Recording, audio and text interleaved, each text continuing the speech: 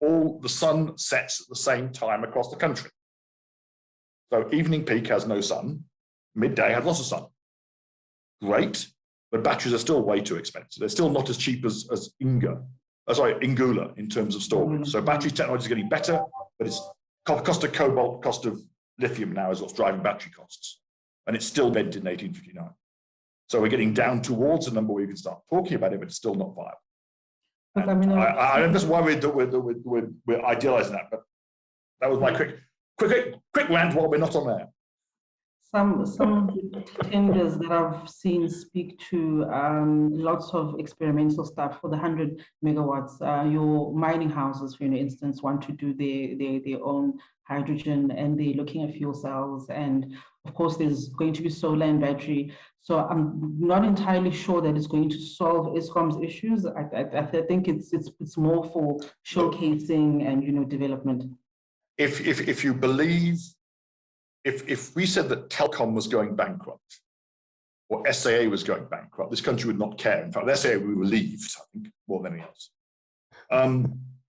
And so if someone said, I'm going to build a new factory in some country and there is no Telkom, 50 years ago, they said, oh my God, I can't build that. I can't communicate by runner with forked stick. Not allowed. I need a Telkom. Nowadays, they don't care. Technology's moved on. So if we're now in a new technology era where the free market is it, then why is anybody worrying about Eskom? And why is heavy industry not investing? And I think we're going to find some very nasty surprises when someone says to Eskom, I want 100 megawatt capacity charge, and we're going to point out that of your R1 you're paying for your power, 40 cents is energy and 60 cents is capacity. And therefore I need to still charge the 60 cents base load to give you the capacity when you want it. Otherwise, I'll give you power when I have spare power available. But if your PV is not working, then neither is everybody else's. So there is no power for you because no one's paying to keep that plant available. But anyway, so I'm just ranting a little bit, but I'm waiting for the grid to come back. We've got time. Aldred, you're a developer. Would you take mining risk? Yes, we do. Certain clients that you wouldn't go to. Yeah, look, let's answer specifically on mining risk. We approach it a little bit differently. What we say is, firstly, what are you mining? If you're mining coal and you tell us that you want us to come and put a power plant or supply you LNG on your facility, we take a short-term view on it. At least we know that you may be still around in 5 years' time. But in 6, 7, 8, no, we don't know. And if you are doing PGMs, we know that those are very good commodities for your green energy or the sustainable energy environment. So we'll take a risk on that. So we look at your reserves. So we try to mimic what we call reserve-based lending and say that what is your ability to be in business for the longest time? And we price our risk in our tariff, which even though we price it in, it's still cheaper. So we're moving away from having a guarantee-backed kind of a scenario, because at the same time, you have account more comfortable to ourselves and bankers in terms of how we're banking it. In fact, we are busy with a project now for a large mining house where they're looking at getting gas for their power needs. And you have to ask yourself, why do they want power? They want power for cooling, heating, and just running general essentials. So we're looking at supplying, we take LNG to the customer side, regas it on the customer side. And as we regas, we start chilling the heat exchange process. By the time the energy gets into underground the shaft and they're producing ice for their air conditioning system, they're not using that much electricity to be able to create that ice that they want. So as a result, from a levelized cost, it becomes a very efficient costing methodology for them to be able to do that. And then on the spare heat that you generate from your heat exchanger, you supply the heat. So those are solutions that we've been able to create and busy executing. So it is something that we're looking at doing. It's going to be exciting, although yeah, like I'm saying that I'm seeing a number of things. Even if you look at BMW, they didn't go solar. out in, what's that place where they're using Crossing. biogas? Yes, they're using biogas there. And even your APSA in town, your, what's that building, West Bank also, I mean, they're all gas. I'm just... We back live, so you can go on. Awesome stuff. So I'm going to ask my question again to Clinton as well as Jonathan. We've been seeing a lot of programs coming through. It's been the risk mitigation, IRP 2019, nuclear was just announced, 100 megawatt embedded generation. It looks like a confusing statement to the market, and it looks like it's an uncoordinated approach. Please take us through what you think is happening and what government is really trying to address here. Maybe I can start. I think we all acknowledge, and government as well, that the plans that we presently had in the table, the RP 2019, is now quite dated. And there have been a number of global and local shifts that largely mean that, whilst the intent was there, and whilst the next bid window rounds, for example, of REAP are contained in the RP, it's now very out of date. It's made a range of assumptions, for example, on the Eskom coal fleet specifically, and a rapid recovery and improvement in its availability. It's not happened, and I think the trend in Eskom's own insights from the CEO is confirming that is unlikely to be restored in the short term. So I think everyone acknowledges now, and I think that is why we saw, in fact, a lot of analytics behind the 100 megawatt decision. It wasn't something that the president announced on a whim. It was something that was unpacked through Operation Bulendlela, National Treasury, and others, looking at it in some detail, and then saying, what is it that could actually result in the step change? And what we see then is that if we were to revisit the RP now, and we were to say, what is it that we need to do in the short term, medium term, and long term, there is a synergy there in terms of overlap, in terms of we need to bring gas in quickly, we need to bring in renewables, PV, wind, and batteries quickly. And if as part of the longer term, the likes of renewables as a low carbon baseload contribution can be economic, then let's develop those options. But in doing this, what is common? What is it that's going to help us today that isn't going to result in stranded locked-in assets tomorrow? And then start to unpack and create an enabling environment for that. Because we've, for example, seen that the transmission grid is becoming, critically constrained in certain areas. And to the point that was being made by Carl, should we then be procuring more PV in the Northern Cape? Do we start to say, no, our deliberate strategy is now to procure utility and embedded distributed PV closer to the load centers in the likes of Gauteng, and to then reserve and to explicitly drive development in those areas proactively. So those are the key things that we need to unlock, because there are no regret moves. We know that we need gas as a transition fuel. We know we need renewables and storage in the system. What then are those common infrastructure enablers? How do we unlock that enables government and the private sector to get projects on the ground and megawatts onto the grid? And that's actually quite simple. We don't have to overthink that. I think we as a country already have the answers to that, as is then linking to the just transition. I mean, Eskom's strategy and view on these things is clear. I think there's growing realization that as we decommission that coal fleet, which Eskom is saying itself we need to do and need to accelerate, what are we going to replace it with? And then how do we procure the gas and the renewables in the economies of the likes of Mpumalanga with the likes of local manufacturing to create jobs and to protect those economies? So there's a lot of thinking that's been evolved over, say, the last 5 years, and there's a lot of opportunity for the country. What we mustn't do is get into an analysis paralysis of IRP and models and this and that. We know we need to procure a lot quickly, and we know what those technologies are, and we also know where the areas of need are in the country and where we can then procure them to then have local economic impact. We don't need to overthink that, but then we need to make sure that the infrastructure that supports that is invested in proactively, that the Eskom transmission grid is ready, that the municipalities are ready, so that we can do that and do it quickly. Thanks. Thank you. Jonathan? Yeah, I like the idea of markets asking what's going on, because more globally, liberalized markets have just been absolutely failing in terms of delivering security of supply in markets, failing in terms of delivering emission reductions. If you look what has happened in Europe, and particularly in the UK over the last couple of weeks, with prices spiking for gas and for electricity, and the potential for food shortages as a result, that is actually the market doing market things, but it's not delivering what we need as a society in terms of our energy. And South Africa's got a short-term need. I'd put it like this. Basically, imagine there's a global water shortage and your house is on fire. You're going to pour the water you have over the fire to put the fire out. That's your immediate need, but then you're going to be left with less water. And that's the situation.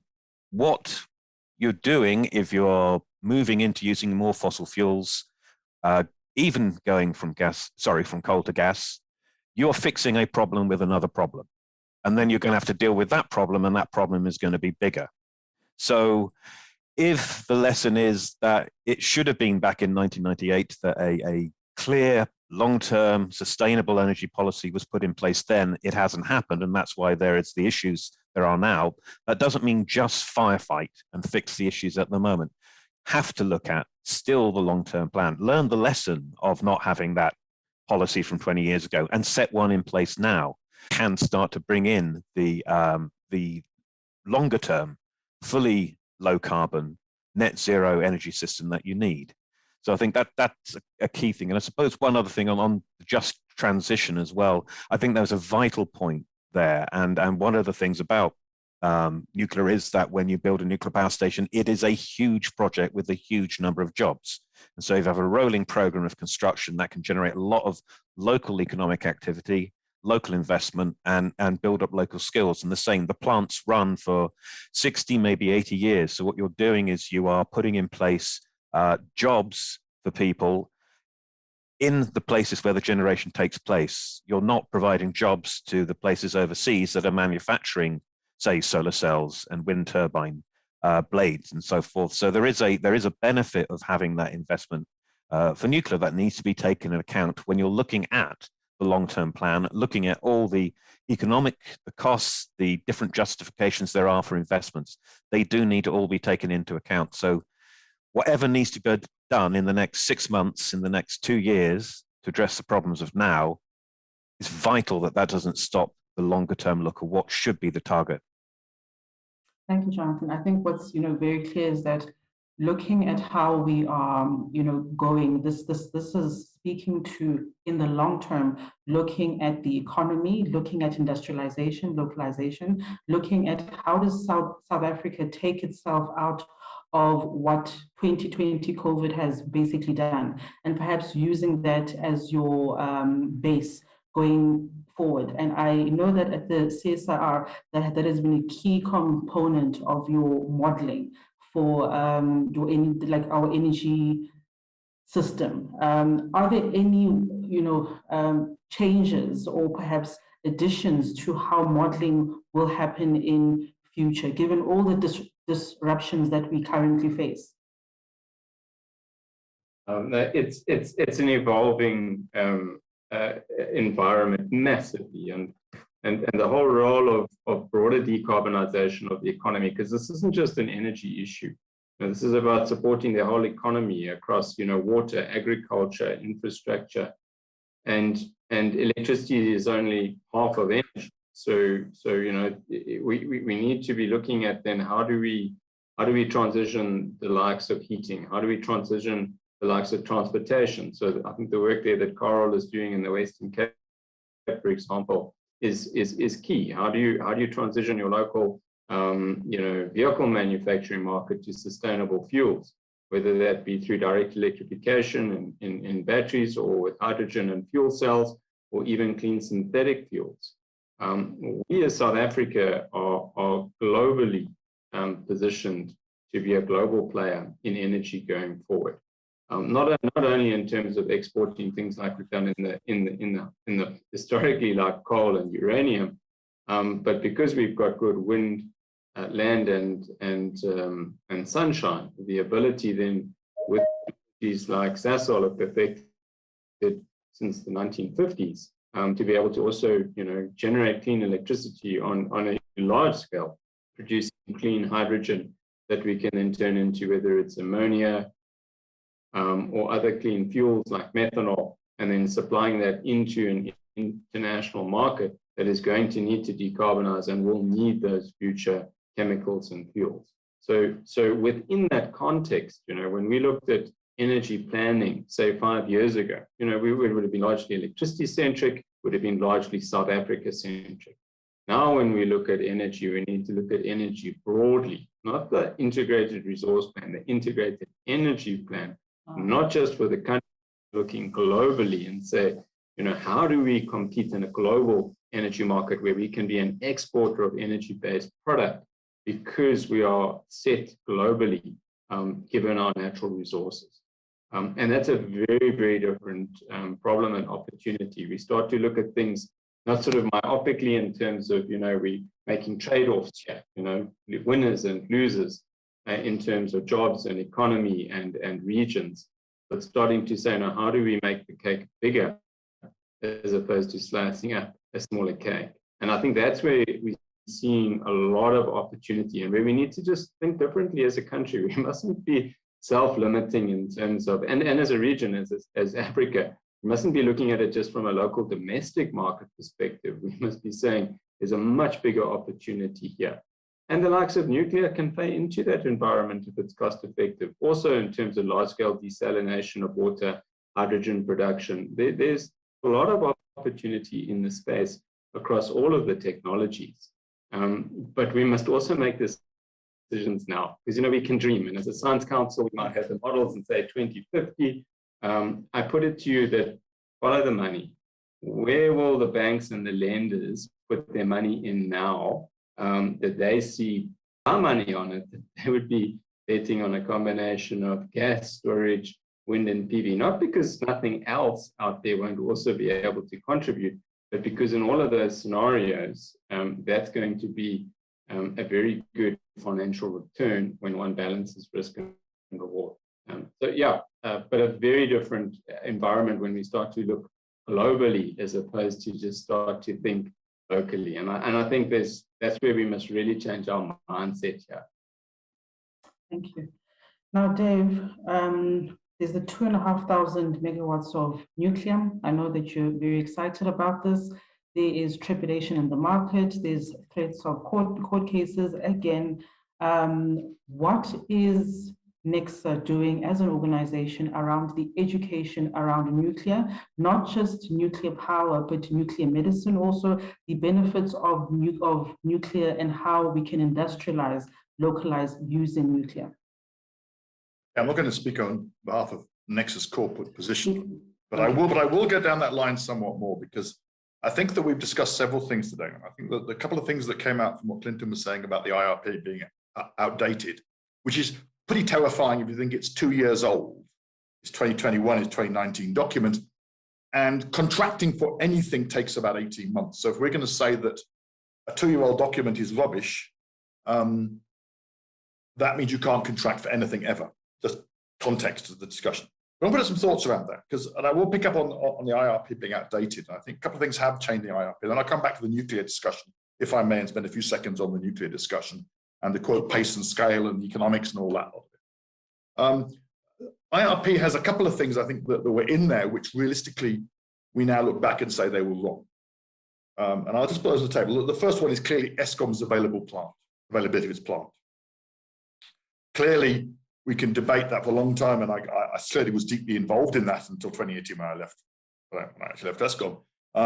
But yes, I mean, the Kuba Eskom plant, with a couple of exceptions, is now basically showing explicitly that at 50 years, Eskom coal stations, as they've been run, become scrap. We can shut them down.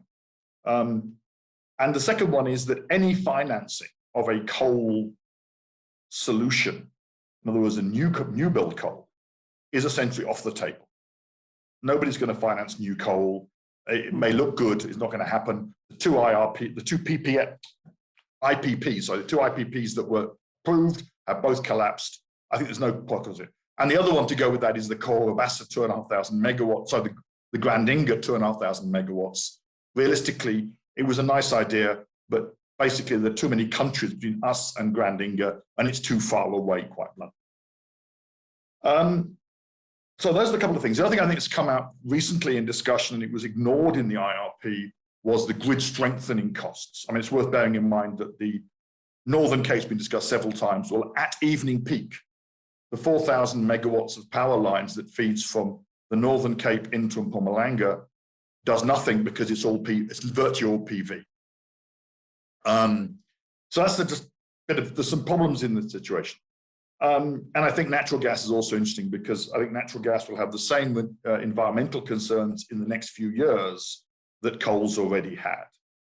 So I think we may find 5 years from now that natural gas has the same taint as coal does. But I want to talk about nuclear for a second because I think it's quite important. Talk about stranded assets. And I love to see Carl there, who's nicely sitting in the Western Cape, which has been beautifully carbon free for the last 35 years, courtesy of that 2 concrete lumps up the road from them called Coburg, which is now being extended out to 60 years, with realistically good 80 years. The US already licensed stations to 80 years. And if you put Coburg's current costs and you put Coburg's, the current market price of power, I'm going to say it's 90 cents for this discussion, you end up with about 7 billion rand a year free cash coming out of Coburg. Coburg doesn't have a PPA, of course, it runs as part of the Eskom system, and it's the one station that is not a stranded asset. It'll be going for another 40 years, hopefully. And the site will hopefully be going for much longer. If you put that 7 billion rand and you get export credit agency financing for new build nuclear plant, and you then take that a bit further, you realize that you can get loans for nuclear plants very easily. The Egyptians just got $25 billion for their 4 units at 3% nominal in dollars. So if you put the ECA financing in there and you put the balance of the stuff coming from the Coburg financing, you can finance the entire ring-fenced nuclear activity. That's the rebuilding of research reactor at Pelindaba, and I'll come back to that in a second. It was approved last week at the cabinet, we understand. The need to finance NEXA as a research institution with the nuclear waste at $1 billion a year, you can finance that. You could also finance a small modular reactor program separately from building a couple more machines at Coburg with this kind of money. So general comment to you is that the economics is simple. If you ask the Russians, the Indians, the Chinese, the South Koreans, the Finns, they will tell you that nuclear is the cheapest option on the table. But if you don't ask for the numbers and you put faulty numbers in the system, you get faulty answers out. In terms of the other part of NEXT, which I think is worth mentioning, it is something we don't recognize that in South Africa, 20% of all the radioisotopes used in any hospital anywhere in the world for medical procedures comes out of Pelindaba. That's the one, it's the biggest single industry we have as a percentage in the world. And radionuclide will be leaving the reactor core at Pelindaba at 6 in the morning and will be in somebody's body in a foreign country the next day. And that is a substantial amount of financial, and it was very exciting to see that the cabinet agreeing to the next stage in the process to replacing Safari 1 with another reactor, probably around the early 2030s. So it's the beginning of a process. But yes, I think, and the last comment I'll make is just energy transition. If you look at Mpumalanga, and I'm going to be a South African for a second, we do 3 things in Mpumalanga. We dig rock out of the ground, we turn rock into energy through a power station, and we grow mealies. You've got to put some serious power stations into Mpumalanga to do something to replace the power station bit.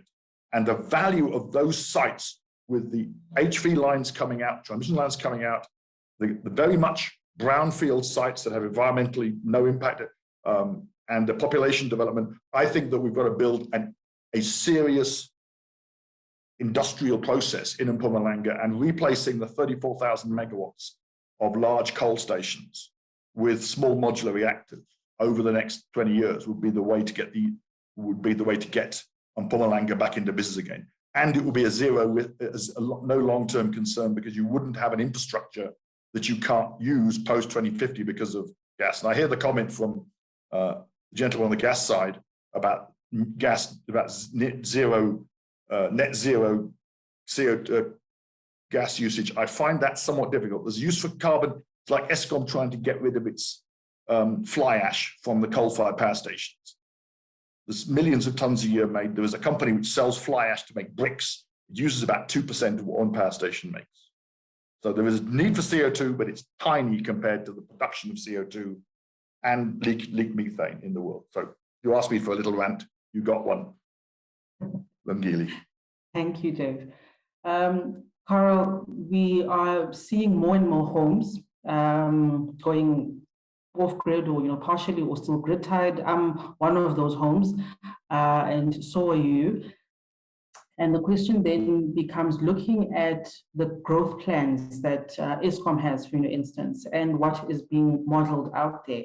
What does it mean ultimately looking at the cost of electricity that are increasing on a daily basis? You've got grid defection also, and you've got perhaps people who can afford electricity choosing to go off grid. What does it do to the Eskom and to the utility revenue model? Well, that's a loaded question, because you should also ask it from the other side. What does rolling blackouts do to people? I mean, this is how I started. I ran a business out of my home. I had 4 people working in a back office, and suddenly the power was off, and I had to entertain people for 4 hours instead of them working. we talked about other things. So first of all, I put in a UPS system. I started with the batteries and just to have power for the computers and things that we used. And then it expanded. It expanded into a solar system for my home, a backup for the home, not just for the office. And I found that I could put solar cells on the roof, and I did all this myself. So it was a nice explorative journey. It was a journey that I learned quite a lot. I also had geysers, passive solar heating for my geysers. I found in the winter that doesn't work so well, but in summer it's great. And now I have these geysers all off grid. The old solar system that has now lost about 10% of its capacity. It's about 20 years old.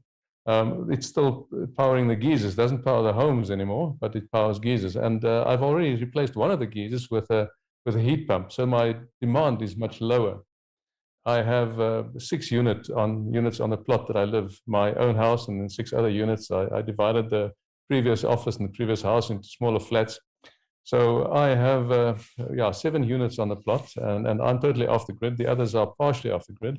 I'm planning to take them off the grid soon, because I find that it's becoming very affordable to do that. And by affordable, I mean that payback time is about between 10 and 12 years, depending on how much energy you use. And of course, you can manage your load. I place my solar panels facing east and west, so I have a much flatter supply curve, and I use almost all my energy. Typically, there's a lot of waste in solar energy. People don't use the peak in the middle of the day. I use the peak. I charge my car. I heat my geysers all in the middle of the day, and I don't have to do that at night. So I store energy in batteries, and I store energy in hot water. And I find that helps quite a lot. And of course, because my car is also electric, I store energy in the batteries of the car. So I drive on sunshine, and it makes the payback period come down from 12 years to 8 years. And that is really what should be happening. You cannot, well, you can, of course, but it's not ideal to use Eskom as a battery. And Dave has mentioned that. Are you abusing the system?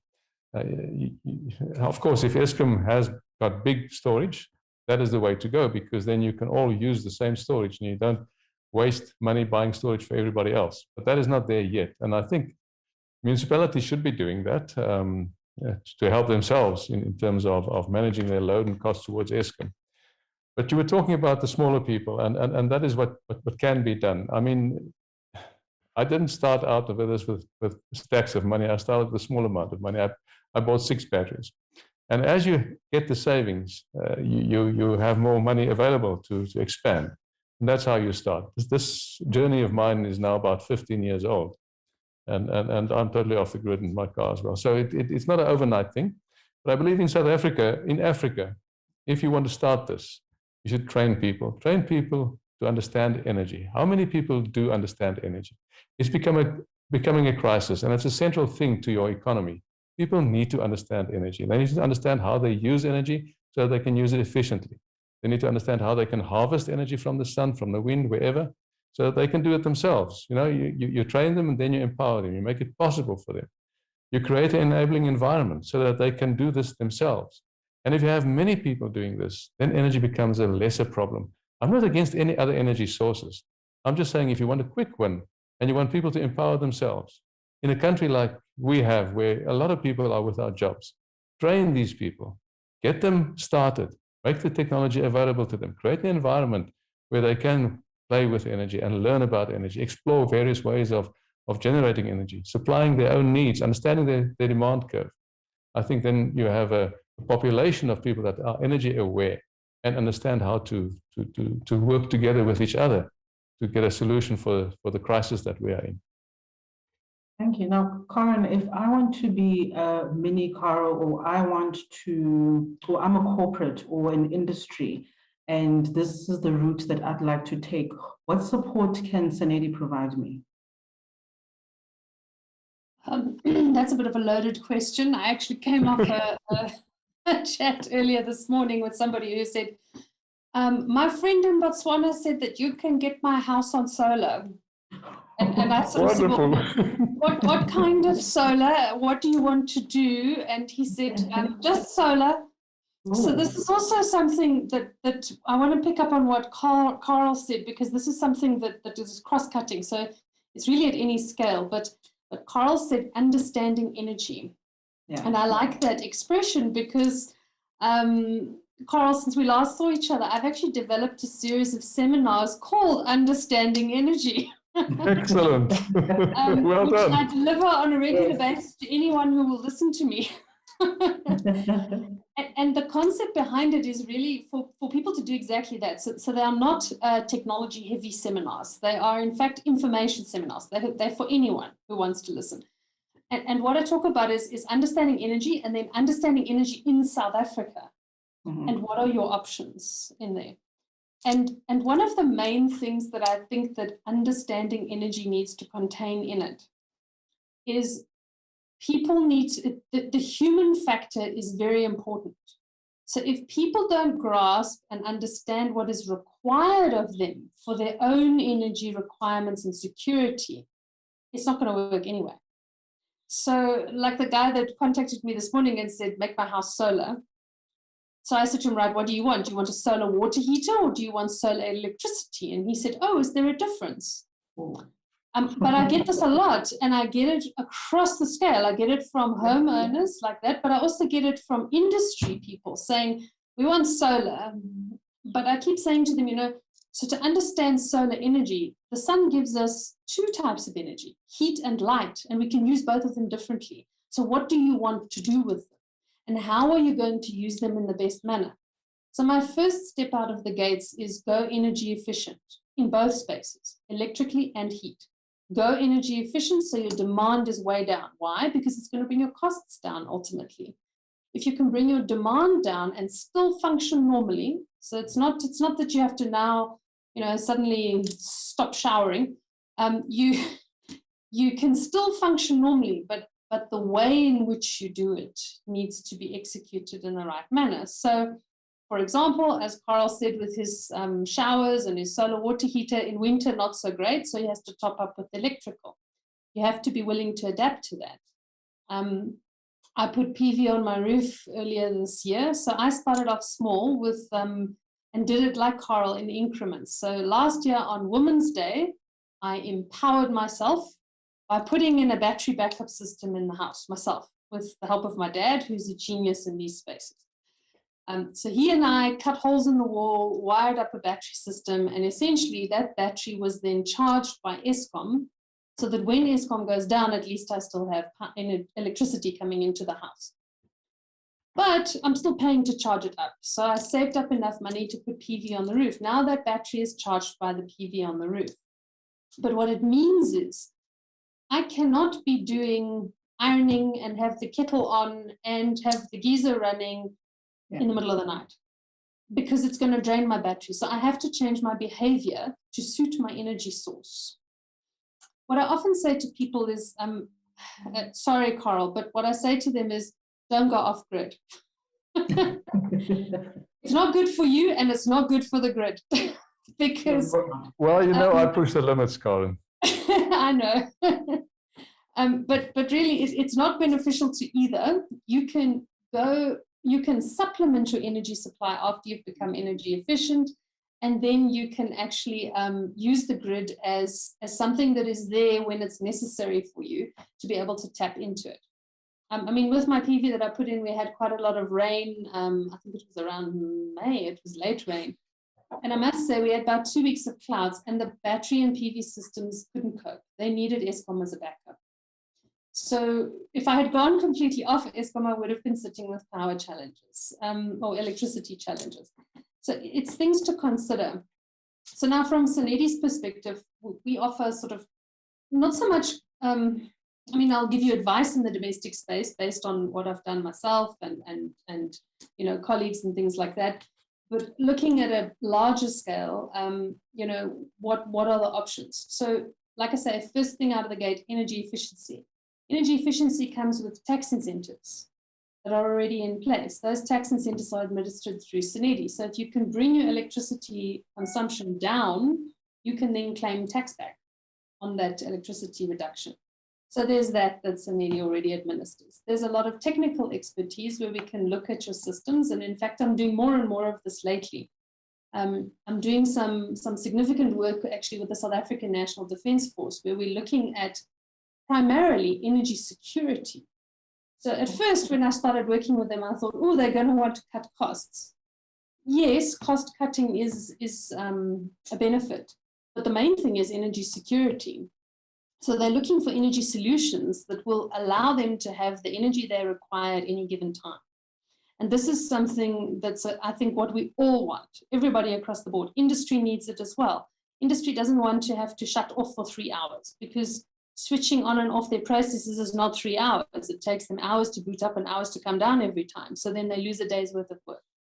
So how do we find energy solutions that would then address energy need and make sure that ultimately you have energy security? I wanted to mention something else that I made a note of earlier, space. We were talking about going grid scale and putting the solar farms in the Northern Cape and then possibly putting PV on the roofs of the houses and so forth and feeding into the grid. Yes, I agree. So on the roofs of houses and things like that, that's a good spot, because those are already areas where you've got, I want to say, man-made interventions. But if you're putting down a PV farm somewhere, that's not a small construction. You are putting down a large power plant that needs a huge amount of surface area to give you the electricity that you're looking for. It's not a, I want to say, energy dense per square meter technology. So you're going to need space, and you need to consider, so we can't say, oh, well, what we'll do is we'll just put panels wherever there's sun and turbines wherever there's wind. We can't, because are you going to now go and dig up you know, a nature site where there's some very extremely rare owl or something that only breeds there on the second Sunday in July, and now you've put a wind turbine there? You need to consider these things. So there is, in fact, government has and CSR was involved in the development of this, a renewable energy development zone map that will tell you where the best areas for the large developments can be. It will also allow you to work in tandem with the EIA process to accelerate rollout of these kind of things. So cutting the time frame down in terms of getting your EIAs approved and so forth. But as I say, if you're going to put PV on top of a building, it's not like you're going to be doing an EIA, you've already got a building. So we need to consider the scale at which we're going to do these things. Included in that is also costs. It might cost more or less, usually a little less, if you're putting it on top of a building.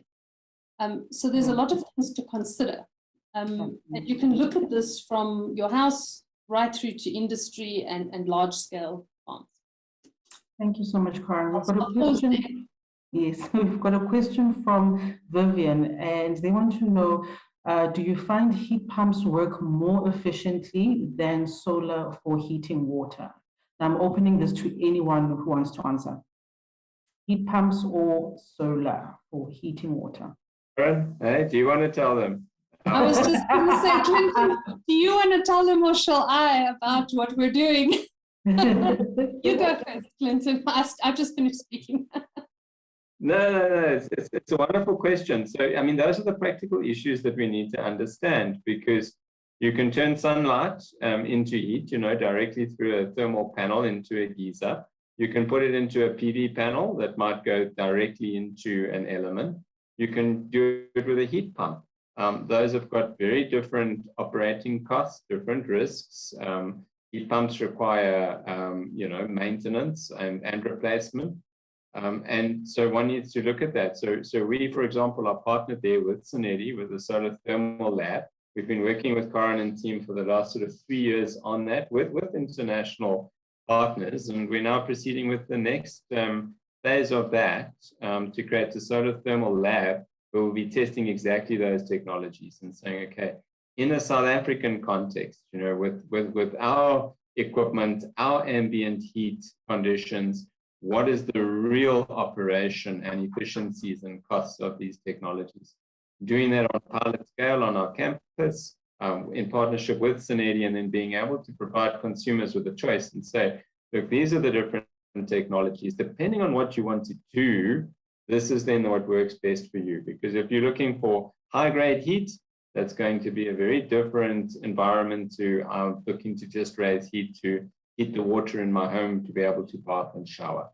So yeah, very practical R&D, looking then also to localize those technologies, because the beauty about what Karin's describing as well is that, a lot of that is, and it's as simple as rocks in a box sometimes, and very, very simple technologies, very proven, that we can localize and manufacture very, very high levels of local content. So yeah, a lot of opportunity, and we're really delighted that we're partnering with Sanedi on that project. Thanks, Karin. I'm sure I missed some important things. Thank you very much, Clinton. I'm basically going to open this up now.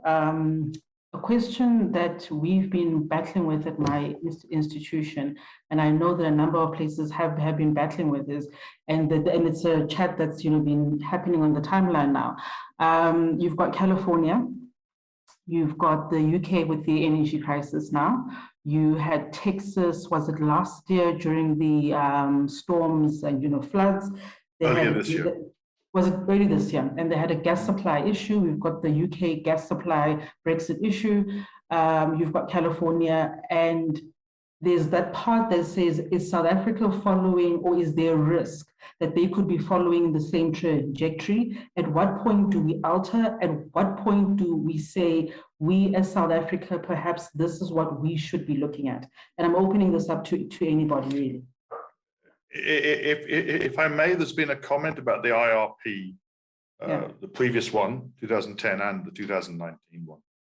I will comment on both of them. That we're extremely good at in this country is doing a very detailed analysis, and I got an argument with Clinton for days on the analysis. I'm sure I'm not going to try and do it now.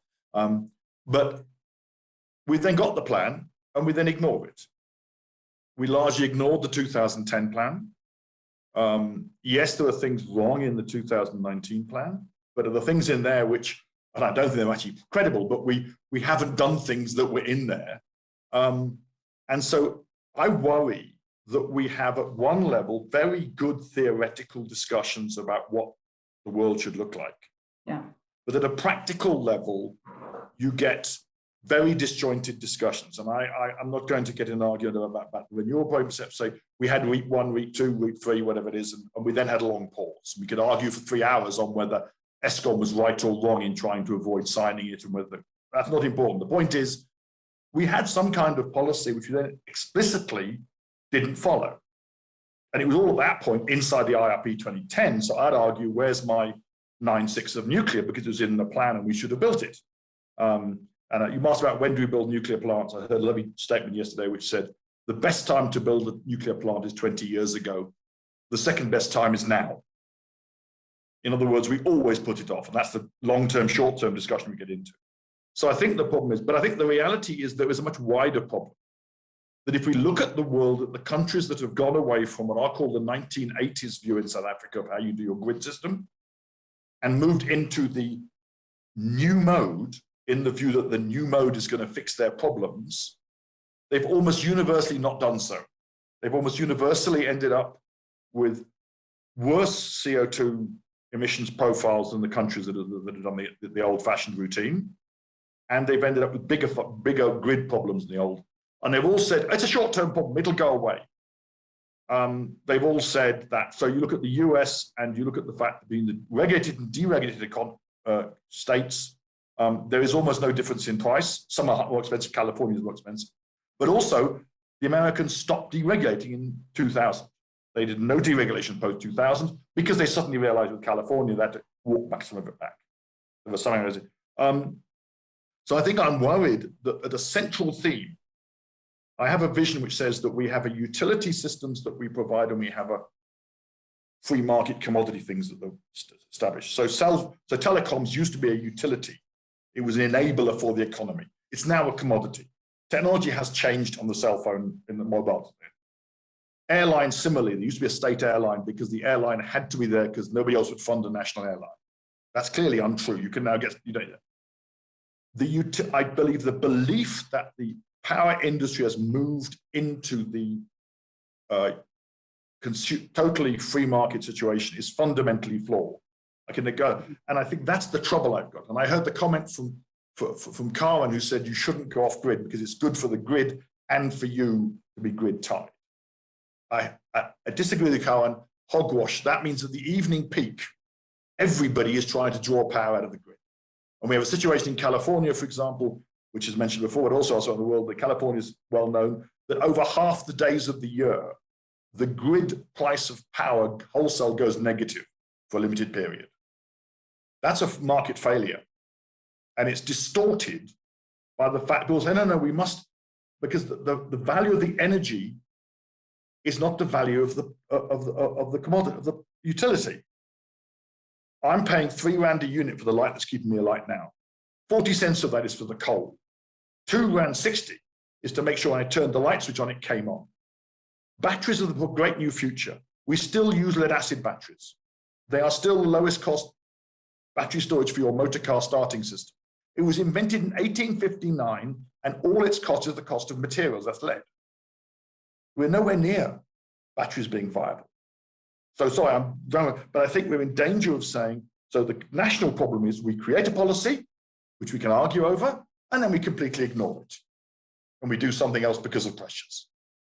And secondly is that this belief system in there will be new technology, there will be something new, is a little like me in the nuclear field. Don't worry, nuclear fusion will come and take over the world in the next 10 years. And nuclear fusion may take over the world in the next 10 years, if someone can make it work. No one has yet for the last 50 years, so I'll wait in that one.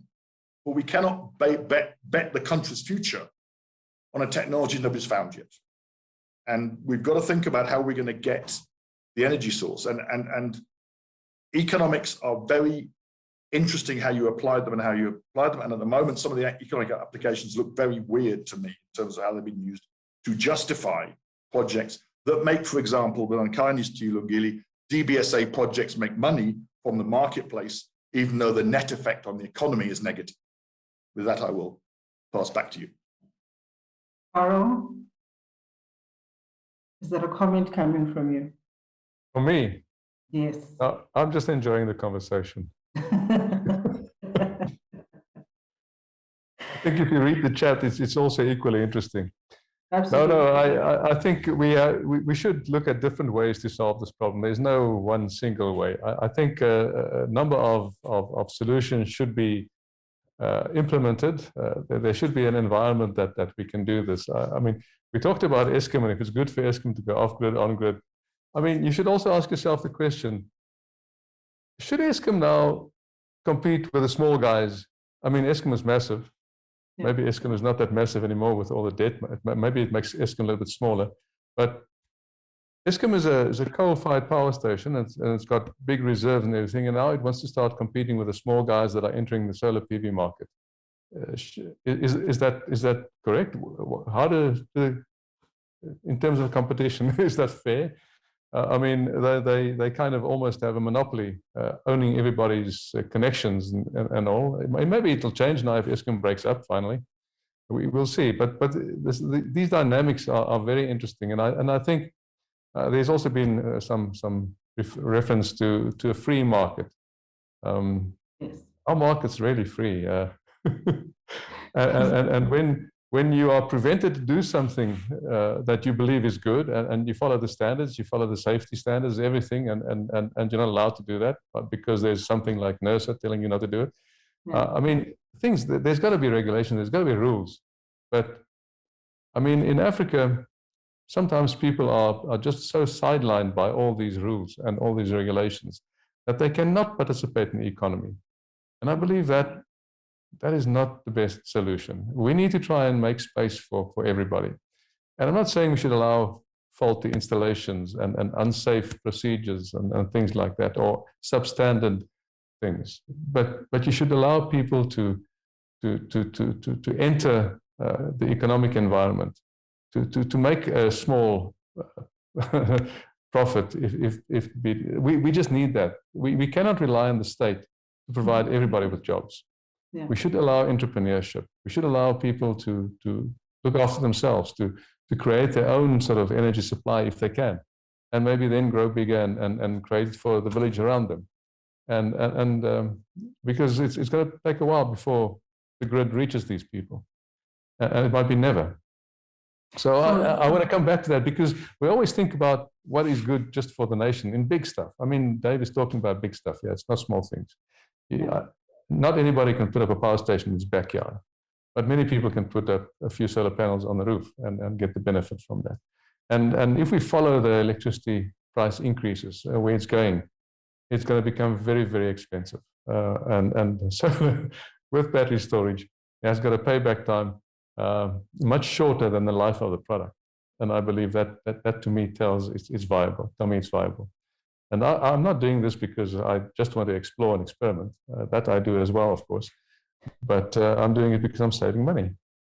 And I'm willing to help people to do the same. And of course, you need to right-size your system. Otherwise, you won't get to the winter, especially if the winter is cloudy, like we've had. But therefore, you have to manage your system. You have to have eyes on what is happening. And it's easier to do this when you're alone, but it's also easy if you do this. The technology allows us nowadays to do that on bigger scale. But then you have to have the management processes in place. You have to understand energy. And that's, I'm coming back to that thing. I think we don't have a general understanding of energy in the population. And if you want to get to sustainability, people need to understand what energy is all about. And they need to understand how that fits in sustainability. What does it mean, sustainability? And I don't think I don't think it's in our syllabus at school enough. There's not enough of that. I found too many people asking me the same questions that Karen's referred to. I want to be off grid. Okay, do you know what it means? Oh, I want to be solar. And okay, what's solar? Do you understand what solar means? Yeah, I've seen it. You know, that's those sort of things. And then the energy storage. How do you size your storage? I get to ask. Give a postgraduate lecture at Stellenbosch University regarding this energy storage and these things.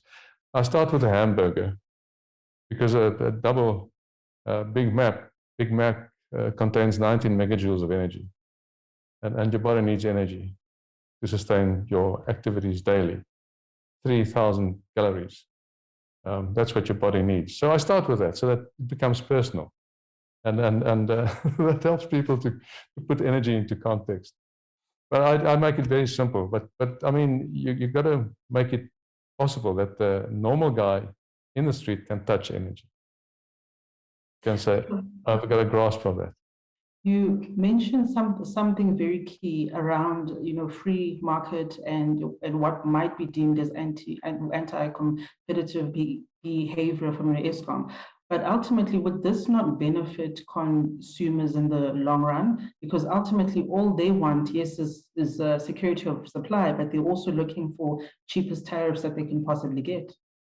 Yes, and these things are not working in isolation. You can make a tariff or a cost of a kilowatt hour cheaper if you integrate various activities, like what I've done with my solar installation. It's not just my house, it's also my kilometers. My car, if you add your car, I mean, if you look at the price of fuel nowadays, you pay almost 18 rands per liter.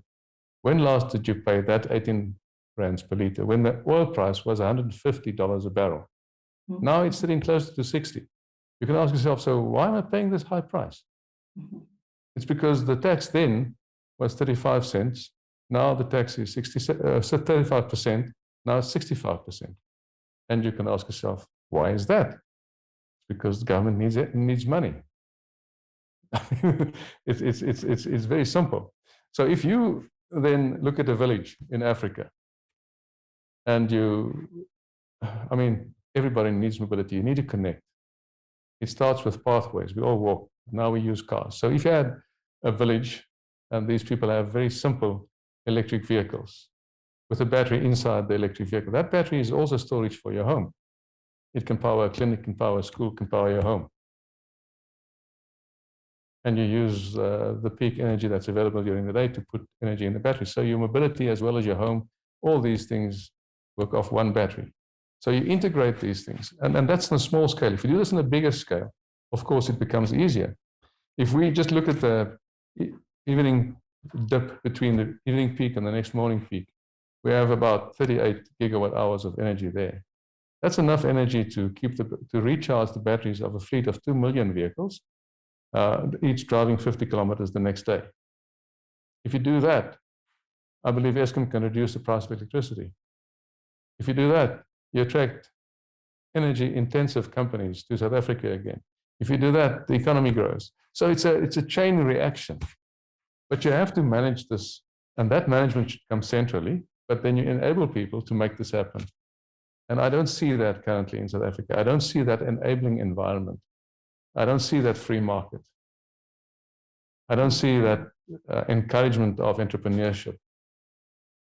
Of course, it cannot just be that. We need the bigger stations as well. We need the base power. We need the long-term things as well. We need a combination of all of these things. We need everybody to work together. We need everybody to understand what we use energy, where energy is coming from, how we should use it. I mean, there's so much wastage happening. And so where Dave is approaching it from top up, I'm approaching it from bottom up. Bottom up. I mean, top down, I'm bottom up. So let's get the small people, the people on the ground, also knowledgeable about energy and empower them to be part of the process, be part of the solution. And I know this sounds like a speech, but I'm really serious about that. That is, well, I really truly believe that that's a solution to what we have in Africa. If we don't do that in Africa, if we in Africa don't pick ourselves up, we will always be importing things. People will always come here and take our minerals and resources away, beneficiate them somewhere else. We'll be always left behind. Yes. And there's not much space for economic development in the rest of the world. It is saturated. So all eyes are soon going to be on Africa. And what are we going to do? Tell me. Are we going to pick ourselves up or let somebody else govern us? Absolutely. And again, this is addressed to all of you. Looking at where the market's actually heading now, looking at where South Africa is, and there have been comments that Eskom is not a battery and shouldn't be. And of course, there's that evening peak issue and moving into people generating their own capacity and with their own electricity, rather. What becomes of Eskom in 10, 20 years? What is that utility that I mean, even if you look at Eskom from what it was 30 years ago, it's not what it is now. What utility are we envisioning and what utility could it possibly be? Is it just a backup provider? Do they just service the free basic market? What exactly do we see it doing? Well, I think the current view is we're going towards Nigeria, where basically if the light's on, the grid is connected to you, you're feeling, well, life's good for you. You assume you've got a 4 hours a day power supply if you're lucky. And so Nigeria's tried the free market approach. They went there some years ago and said, we'll deregulate it. They're now trying to renationalize everything, I think. But essentially, that's where we're going. Okay. The underlying assumption on the entire policy is that whatever happens, Eskom will be there when I don't provide my own power, but I'm not going to pay any commercial value for that activity. That's not sustainable. We are going towards Nigeria as fast as we can in terms of power supply situation, but we haven't got any oil, unfortunately. Jonathan, your views? I mean, looking more globally, I mean, I think that is a good point. The issue of how you pay for security of supply, if you do put all your eggs into one basket and go for whatever intermittent supply may be able to supply you most of the time, you're still going to need that backup. And if it's solar, very obviously, without a huge increase in the battery storage available, way beyond anything we've done now, then there is a need for something else 12 hours of the day. And that's got to be paid for. And if it's only operating 12 hours of the day, it has to be economically viable by operating for only 12 hours of the day instead of operating for 24 hours of the day. So, this thing about understanding energy, I think it's really important, but it's more than that, because energy is so interlinked with everything else. It is interlinked with the environment. It's linked existentially to the survival of the planet as a place we can live. So understanding energy is something that would be good, but I don't think you can rely on individuals basically understanding and being able to make the right decisions on everything. And it really is everything. And we've seen that with the situation in the UK, something never predicted, where because we have the restrictions and the high price of gas, we've got high electricity prices. That's one problem. But the other problem is now that fertilizer plants aren't operating because the gas they would use is too expensive for them to operate economically. Because they're not making fertilizer, they're not producing CO2, and that CO2 is used by the food industry in food preparation. So we are now facing food shortages by the end of this year because of the availability of gas for power.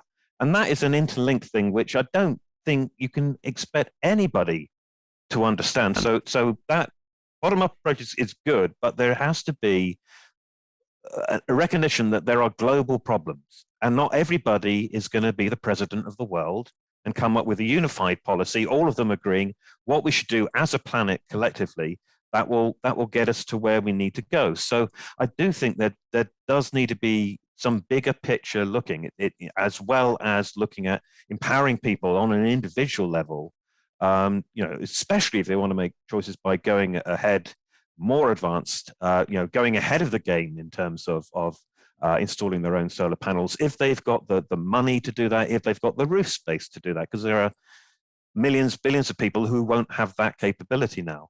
So it's right to do that, but there is going to be this bigger picture behind. There's going to be the bigger companies like Eskom providing that backup, and so. Yeah, I'd say the same answer to the comment made earlier. We can't know what the mix will be that we will need in 2050. We can set goals, we can set aspirations, but there's no point dictating where we think we're going to go. I think the same applies to the way the world is going to be. We can't predict the world of 2050. We've got to try to make it as reliable, as resilient, as secure as possible, and as sustainable as possible.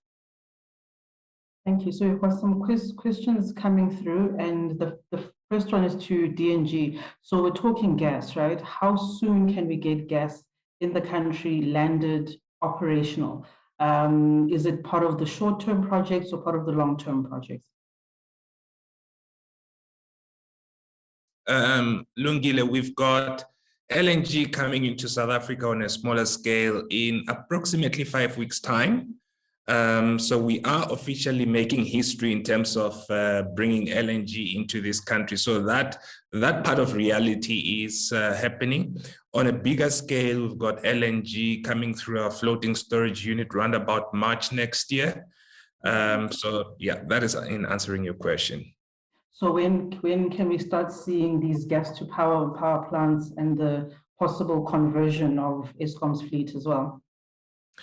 Look, Eskom has gone out on inquiries in terms of changing some of their fleet. They've advanced quite far down the line in terms of converting those or procuring gas to be able to convert those. In terms of large-scale power projects, obviously that is dependent on the IPP office procuring. However, in terms of our own initiatives, we've got a small-scale gas-to-power plant that will be coming on stream before the end of the year, next year. Perfect. Thank you very much. And as we prepare to wrap, I'm going to ask each person just a minute to give us your closing remarks. I'll start with you, Karen. Well, it was a privilege to be part of this discussion. Yes. Sorry, was it Karen? I should have said But I jumped the gun again. But okay, Karen, go ahead, Carl. Please go ahead. Okay, no, thank you for being part of this discussion, and it was great to hear every one of you. And I do believe it is a joint solution that we are looking for. There's no single solution, and I hope we can make it happen, because if we don't, the future is bleak. Thank you. Thank you so much. Karen. Thanks. It's discussions like this that give me hope in the human factor, because it means people are thinking about these things. Too often I sort of sit in a corner and think, the zombie apocalypse is coming. Am I the only one that's seen it? You know, and how are we going to get through this? And the fact that these things are being thought about, are being discussed, and that we have experts in the field right across the space, not only technical, that can give the kind of inputs that do go into making up policy documents, policy informing documents, and even from the bottom up, just the guy in the street to understand, you know, what is it that I need and how do I get what I need? Ultimately, I still believe pretty much that money makes the world go round. And so all of these things have cost implications in terms of the directions that we're going to choose. And I say directions because it's not just one. There will be directions that are different fits for different spaces. But do we have the economy to pay those costs? And that, I think, is something that is going to be key. And those costs would include things like the human factor in terms of people's intellect and skills. So again, I feel like it comes back to people. So I'll leave it there. Absolutely. Thank you. And Clinton, your closing remarks.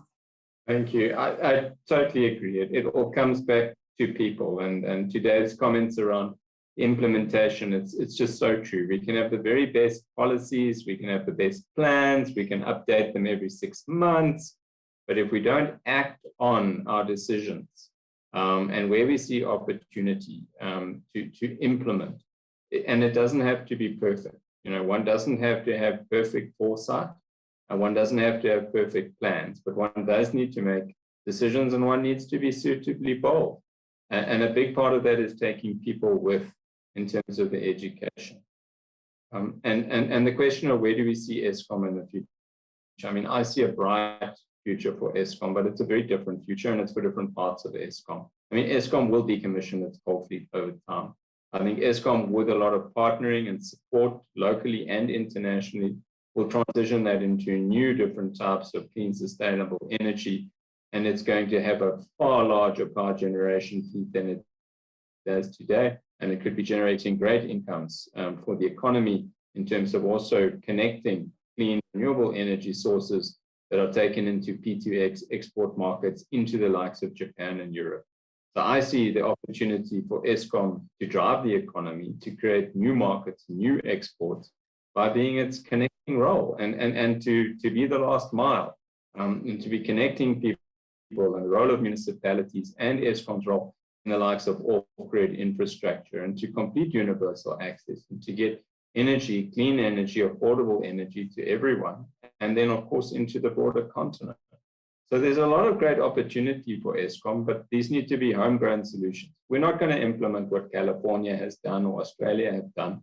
We're going to implement our own homegrown solutions, as we've done with the likes of RE, and people like Carl, you know, will lead and show an alternative way forward, and so it will scale. I mean, we've done those studies, not just at the domestic level, but at multi-gigawatt industrial parks. Everyone has the same challenge. Should we go off the grid? Our answer is no. Carl, we'd prefer you to stay on the grid, but we understand why in certain cases it makes sense to go off the grid, and you need to price that We're not going to pay the same tariff structure today. We're not going to pay, you know, 2 Rand a kilowatt hour all in energy and think, well, you know, if I put PV on my roof, I'm saving 2 Rand a kilowatt hour. No, the point Dave makes about, you know, tariffs and how they're structured and the real costs, that all needs to be unpacked in detail. But we have the answers to a lot of that. Implementation, that's the key here. Thanks. So it's that implementation that Dave was talking about. Dave? Yeah.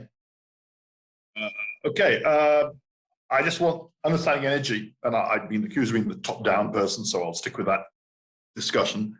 I think it's vital to understand that the inertia of the energy system is massive. In other words, a policy decision implemented today, in my opinion, will not have a meaningful impact for 15 years. And the trouble we have, the politicians, when given a 15-year horizon, say, I can move it to next year, it doesn't matter. It's still 15 years away. And we saw that, in my opinion, the 2000 decision, we can argue how well it was implemented in 98, but the reality was the implementation of that 98 policy decision ended up with the 2007 power crisis. Rolling in, well, it's mid-90s. And I think that we've got, the other thing I'd say, so first of all, we're going to make tough decisions and make them now and stop continually going back to what's the best answer. The best is the enemy of the good. And we need to do the good. You can always look for the ideal solution 20 years. And I think something else, someone said, like, you know, if we don't succeed, we can't afford this lot. I've got a simple view. If we plan for success and we fail, then we all go bankrupt. Life's a bitch, and that's life. But if you plan for failure, you guarantee you're going to fail. And my view is, as a country, we must put a plan on the table, which we implement, which looks at how we're going to get in 15, 20 years' time back into a situation where, let's say, in the mid-1990s, when, I'm not saying the system's the same, but the environment the same, where energy was not a constraint on the economy. Because at the moment, we've lost about a third of our GDP through this process. So those are my views, and it's just simply this go forward. I will put last comment is, I don't think that putting solar PV on my roof and having batteries is the right thing for the system, but I intend to do it at home because it saves my bank balance. And that's possibly one of the problems we see. And I'm with Clinton entirely. The tariff does not reflect, it is not cost reflective, not in terms of volume, in terms of the split. And that's the problem we've got. And that will catch us big time over the next period.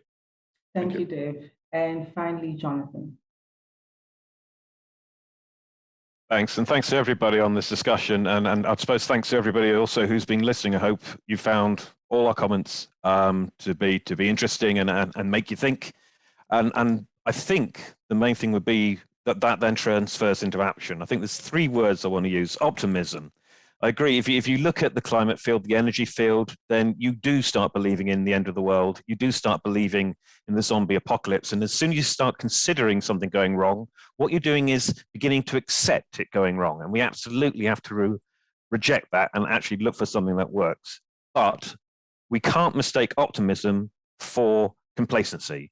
Just because there are some very good solutions out there, some very good ways of doing individual actions that make things better, we can't then think that just doing that is enough. We've got to look at the whole picture and the huge challenge that there is to decarbonize basically the whole world within the next 25, 30 years.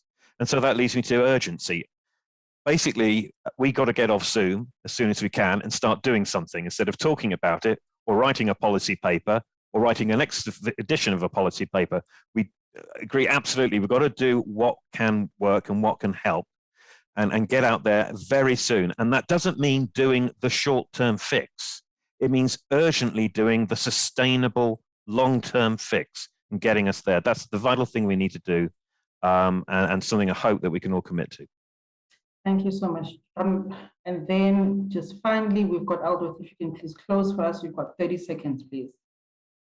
Let those who are better equipped to do what they are supposed to do it. You are not a power generator. So let Eskom do their work, but help them fix their position and play a role in being a sustainable contributor. Let's drive them back to a sustainable tariff using all these mixes of energy in order to make sure that we grow our nation, which is supposed to be an industrialized nation.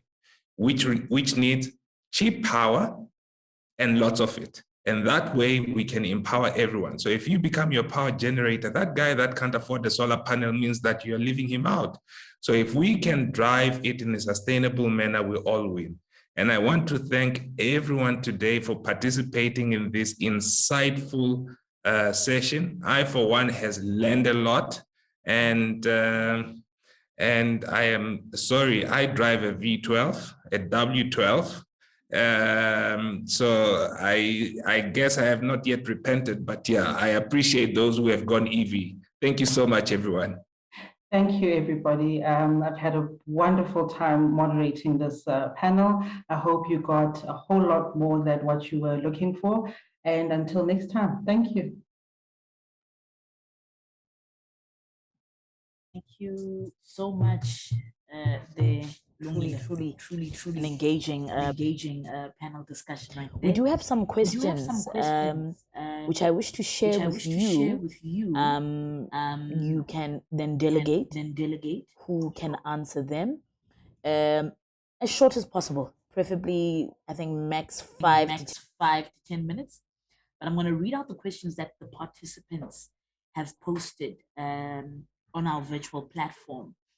The first one is from Vivian, who then says, do you find heat pumps work more efficiently than solar for heating water? Yes, that we answered earlier on. Oh, you did? Okay, fantastic. Yes. Then we have Adele, who says, how long does a solar plant last and how much does it cost to replace its batteries included? Solar plant utility scale, because I hear batteries there. Yeah, so it's how long does a solar plant last and how much does it cost to replace its batteries? I'm going to assume it's rooftop. Okay. Carol, if you want to take that, please.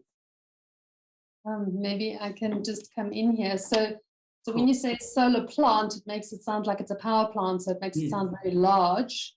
They're designed to last 20 years. However, the panels that you put on your roof are also designed to last. They were 20 years, but now we have panels coming out that last 25 years. And remember that solar PV panels, so that's using light for electricity generation, lose efficacy every year. So the efficiency of them does drop. However, they also have several battery storage options that you can go for. If, for example, now we're looking at home scale or rooftop PV. You can go with your lead acid batteries, but you're going to need a lot of space because they are not energy dense enough to give you what you're going to require. So you will need a lot of them. They're like your car battery. So depending on how much you use them, how many cycles, 3 to 5 years if you're lucky. 5 years is the long-term one. If you're looking for something like a gel batteries are a little bit more expensive, but they do last longer. So you would, and this is something actually, it's a good question because people say, I'm going to go solar with batteries. But batteries can have a big impact on the cost of what you're going to put on your roof because they will be one of the most important components. And so if you go for something like a lithium-ion battery, which is really expensive, but it has a 15-year lifespan, you have to do your calculations and say, well, if I'm going to put 25,000 Rand down on this 100 ampere hour battery and it lasts me 15 years, then that might make financial sense for me. But do I have the 25,000 to put down? So there's all these things to consider when you're putting something like this on. But ultimately, lithium-ion is about 15 years. The gels sort of 7 to 9 years, and the lead acid's about 3 to 5 years, depending. I think the other part of that was around the costs, average costs. Now I'm going to assume, I don't know, like a medium house, like a suburban medium house. Okay. Was that? Oh, Carol, please go ahead. Carol. Yeah, look, it depends on how you size your system, but I would say average house consuming about 15 kilowatt hours to 20 kilowatt hours of energy will cost you anything between 150 to 250,000 Rand. Also depending on the battery storage and how you size that. I've got a lead acid pack that is now lasting me almost 12 years. but I have oversized it, and the cycle is not deep. So therefore, I can get many more cycles. So it just depends on how you manage your system. It is not a quick decision. It's not a 2-second explanation. And that's why I'm saying you need to understand what the technology can do for you, and then find the best way for you to use that technology. I'm planning to drive my electric car 20 years, for instance, and that is based on experience I had with previous batteries and previous cars and things. So it's not just this thumbsuck thing. It's I believe I can achieve that. But then I must tell you, I managed it very carefully. So I've got old solar panels here as well. I've seen how far they've lost but they're already 20 years old and they're still working. I don't get full capacity out of them, but they're still working. I have some backsheet issues, but you can manage that as well. It just depends on your knowledge of the system and how you use it. The average guy would not get that. But if the average guy gets information, he'll get that. And that's why it's important to understand these things. I'm just an average guy with a little bit of knowledge. I've studied and I've read about these things, and I had good people train me. Thank you, Carl. Thank you so much, Lungile. Thanks. For the sake of time, I'm going to leave it at that. However, please do allow me just to read some of the questions and comments on the chat, and then our speakers, you're more than welcome to answer that on the virtual platform. Of course, most of you should be registered, if not all, and you'll just see the questions on the chat. But I'm just going to raise them just so that everybody is cognizant of what's being written here. We have Jared, who's saying, how many companies produce renewable technology in Africa? If none, will large-scale plants not take revenue out of our GDP? I think that's quite a critical question there. Anybody can answer it. Obviously online, not now because we're out of time. And then we have Lawrence, who says, I made a conscious decision to study sustainable design since the 80s. I now find that what I perused is useless. Yeah, no, Lawrence is upset, because there are organizations that now want to control this industry, and to belong, you need this course and that course. Some of us just prefer to provide solutions than showing a page. Very interesting.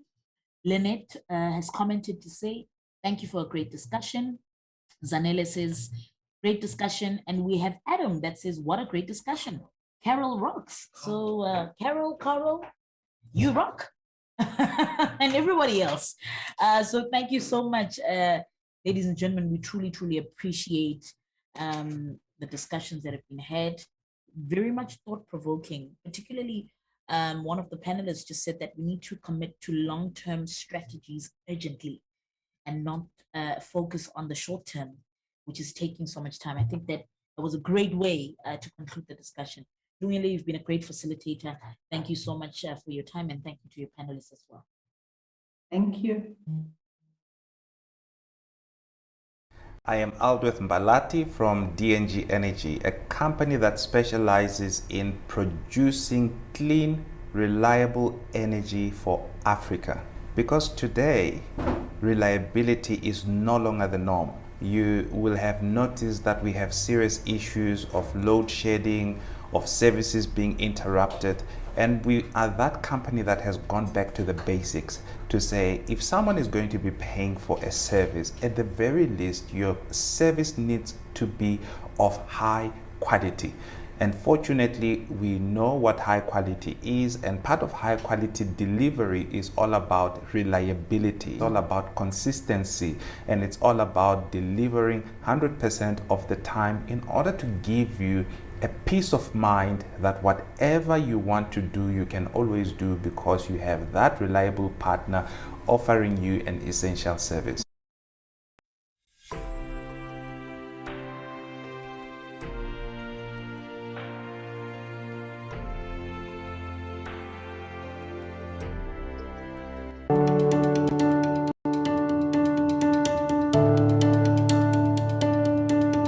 I'm Simon Schielewiks. I'm an assistant professor of strategic management at the Lee Kuan Yew School of Business in Singapore Management University. The study that we're working on now, commissioned by United Nations Environment, and the Sustainable Digital Finance Alliance looks at how digital technologies, specifically the intersection of blockchain technology, which is an area of interest in Singapore, and AI and machine learning, and then also IoT, so the Internet of Things, sensors, satellites, drones, all of those kind of measuring devices. So how these technologies together enable a new kind of economy. That's what we're hoping. So what we're calling the digital green economy.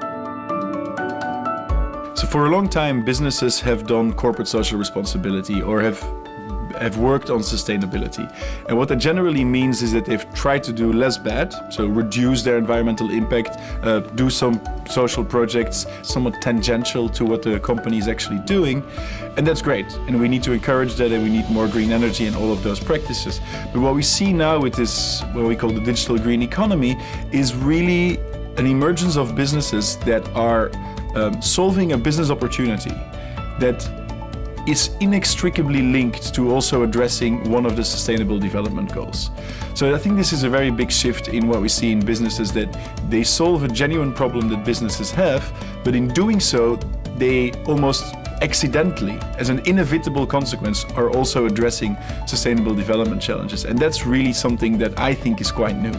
With Alipay in China, where we did a case study on their project called Ant Forest, which has over 300 million users now, where people are actually incentivized to change their behavior via a simple online app, and they get rewarded in digital trees. And eventually, when the tree has grown high enough, the company itself, Alipay or Ant Financial, is actually planting that tree in Inner Mongolia, in the desert, in order to halt desertification.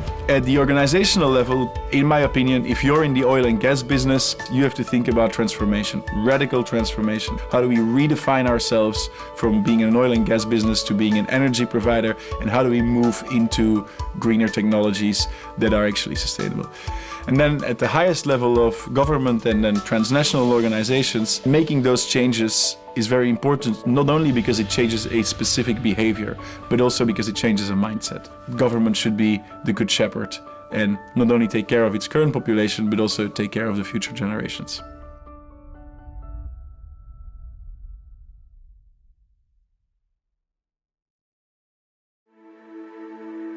How do we secure a prosperous future for the generations to come? We invest to grow our economy in ways that are socially inclusive and environmentally sustainable. We invest in clean energy and reduce waste in the environment. We embrace clean technology because it makes us more energy efficient, energy independent, and water wise. We build resilience by closing the material loop and promoting investment for a thriving, prosperous Africa. We work to unlock the barriers to green economy growth, develop green economic opportunities for our youth, and support the growth of green SMMEs. A green economy is an economy with decent jobs underpinned by sustainable, efficient, clean, and profitable infrastructure solutions. Lowering carbon emissions is at the heart of the global climate change narrative, but a green economy will mean so much for the people of South Africa.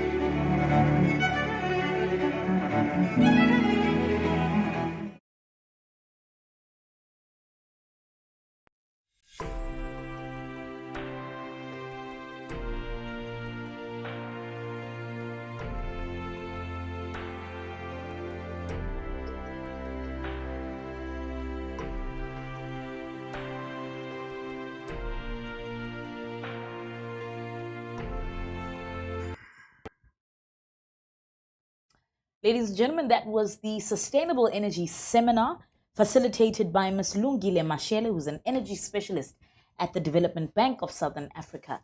Thank you so much so far for posting your questions. Please don't forget to hashtag SASWeek21. That is hashtag SASWeek21 on our Facebook, Twitter, and LinkedIn platform. Thank you so much for your questions, your comments, just letting us know what is going on. We truly appreciate it. And I hope you've had time to visit our virtual exhibition. Remember, the more you engage with our exhibitors, you stand a chance to win amazing prizes at the end of the summit. Without wasting any more time, I was told by the next speaker to have my seatbelt on. So I think you need to fasten yours because it's about to get quite rocky and quite interesting as well. Ladies and gentlemen, our keynote address introducing the next segment is Dr. Trevor Dudley, who is the CEO of Mozweli, and he'll be taking us through as we conclude the day with our last panel called Economic Recovery, ESG and SMMEs. But Dr. Trevor will lay the foundation for the segment for us. Dr. Trevor, welcome, and truly is an honor to have you. Over to you, please. Tabang, thank you very much. I really appreciate being here. Is my sound good? Just a sound check. Your sound is excellent. Excellent. Thank you. Yes, thank you very much to the Sustainability Committee for inviting Mozweli to the presentation.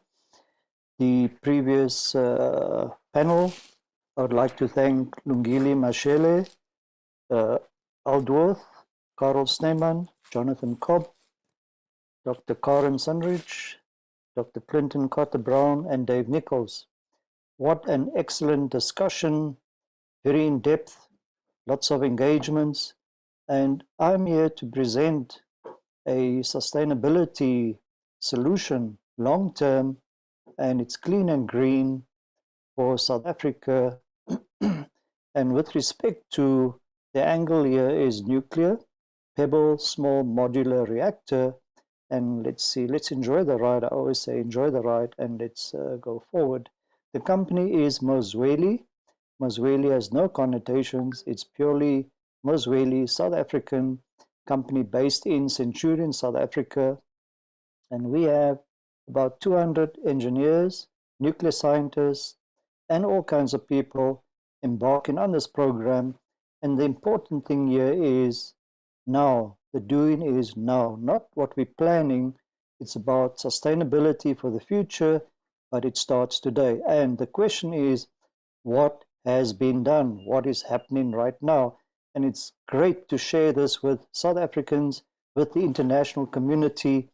And on the way forward here is Mozweli was established in 2010, registered in 2015, and we would like to endeavor to ensure that this is sustainability at its utmost. We talk about what is sustainability. Sustainability is energy security, number one, water security, job security, industrialization security, and of course, what comes out of all of that is food security. So it's important that sustainability in very simple terms is understood as going forward, what are we doing today to ensure our energy security for the future? We see here our vision is light up South Africa, primary vision, and then to light up Africa. Provide safe, clean, cost-efficient baseload energy 24/7. Our plant runs for 40 years. We are a responsible organization and citizens, and we conduct business in a transparent and ethical way, always transparent. That is nuclear business. So from South Africa to Africa and the rest of the world. Our nuclear industry in South Africa, we are the only African country to have a commercial nuclear power plant. That is known as Koeberg in Cape Town. It has been in operations for 36 years, which includes electricity generation, outages, maintenance, and there's never been a single hiccup in the 36 years of operation. That is a big plus for South Africa and for Africa. We have a highly skilled nuclear labor force which can embrace the technology. We're now talking about pebble, small modular reactor technology.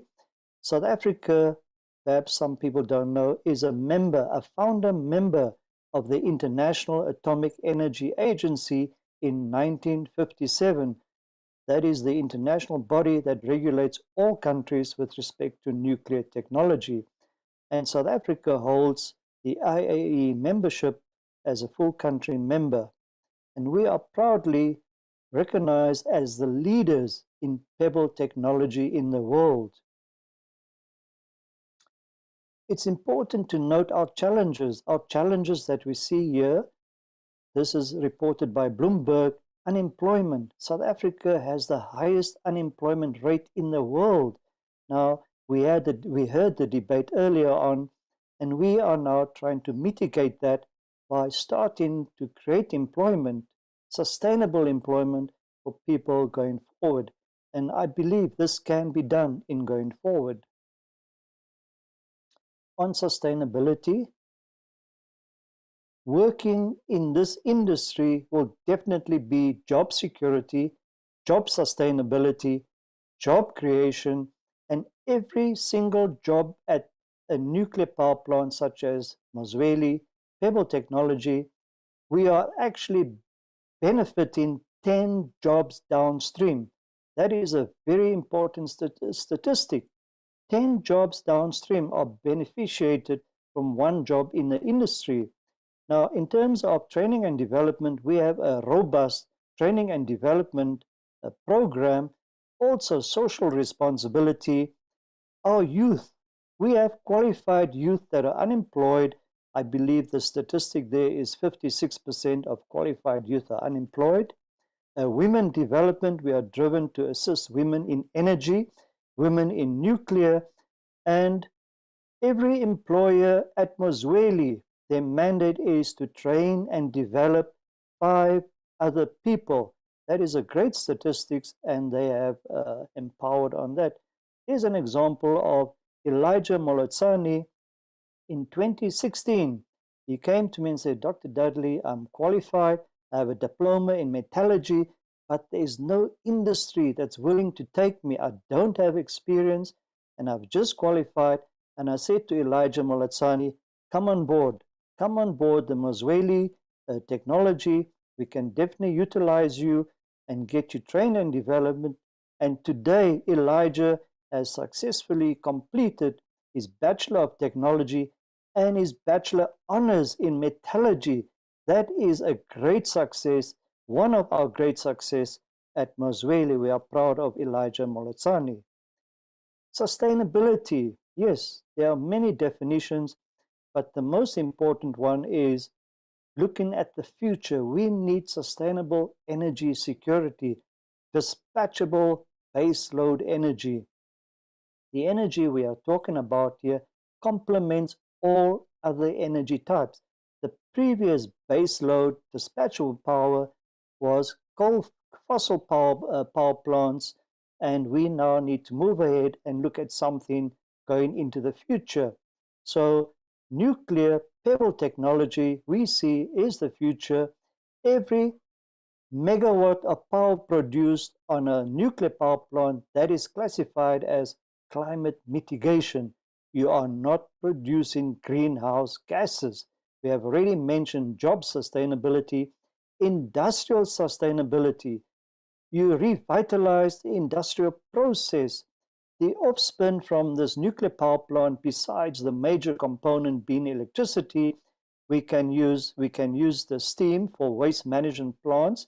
We can use the steam and electricity for desalinization plants, a debrackification of water, and hydrogenation process. We talk about going green, clean and green. Hydrogen could be the economy of the future. This technology, pebble technology, couples very well with a hydrogenation process. The pebble plant is quick to deploy, low in cost. It runs for 40 years. It is inherently safe. You do not need long transmission lines. You put the power plant where you need the power, and the power plant is not dependent on water. We do have a scarcity of water in the country. The water is minimized here. So it's a small power plant, 144 megawatts installed capacity, nominal power, output power of 100 megawatts. I think that is the way the world is going. There's a global explosion on SMRs. Many countries are looking at finer versions of SMRs. Here is the answer, right in South Africa, low cost, quick to deploy. The conventional power plants that normally were built, pressurized water reactors, for example, like the Kuberg, took 20 years, and 25 years to build. And Dave Nichols mentioned that it's a large cost, perhaps 1 trillion rands. This plant that we are talking about is 750 million United States dollars. So we have all the answers here, and it ticks all the boxes. Energy sustainability, with this power plant, no greenhouse gases are being released. The world, the biggest noise in the world today, let's go green, less greenhouse gases. There's a lot of pressure from the environmental organizations. There's a big meeting, as you all know, the COP, Council of Procedures for countries that agreed to the COP26, the Paris Agreement, to decarbonize, release less carbon dioxide in the atmosphere. As our gentleman from the World Nuclear Association stated, Mr. Cobb stated that it's about sustainability. South Africa is a signatory to the COP, the Paris Agreement. Go clean, go green, and reduce your emissions of carbon dioxide. As we mentioned already, the Mozweli power plant is an ideal coupling plant to a green hydrogen plant where you can use seawater, electricity, electrolysis, and voila, you can have as much hydrogen as you need. And that is the way we believe economies are going. Besides the hydrogenation, we can talk about water sustainability, water security for the future. Because of the naughty inhabitants of the planet, we have abused our privileges. Now we are seeing the effects of climate change, disastrous climate change all over the world. We are having a drought effect in the Eastern Cape. They've had drought conditions for 4 years. Just imagine if we started this program and had the installation, we could be generating desalinized water, and the Eastern Cape could have as much water as they need today, simply by this technology. So it's important to understand that we need to plan for the future that starts today, and implementation has already taken place. We know that desalinization plants require a large amount of electricity. We're not looking at the details here. So about industrial sustainability, a lot of our industry in South Africa, mining houses have closed down, smelters have closed down, iron ore industries have closed down, and we all know why. We all know why they've closed down. We need a supply of reliant energy. They've mentioned that the country is in short supply of 22,000 megawatts today, and it's already been published by everybody in the media and Eskom and the government that in 10 years' time, 10 gigawatts of coal-fired plants will be shutting down. What is your plan? What is your plan? The plan is to make sure that we can replace 10 gigawatts with 100 Mozweli power plants all over South Africa. That should be the plan. The question here is, what about jobs? We said job sustainability. Tomorrow, we can create 100,000 jobs and more just by going this route, and that is an immediate requirement.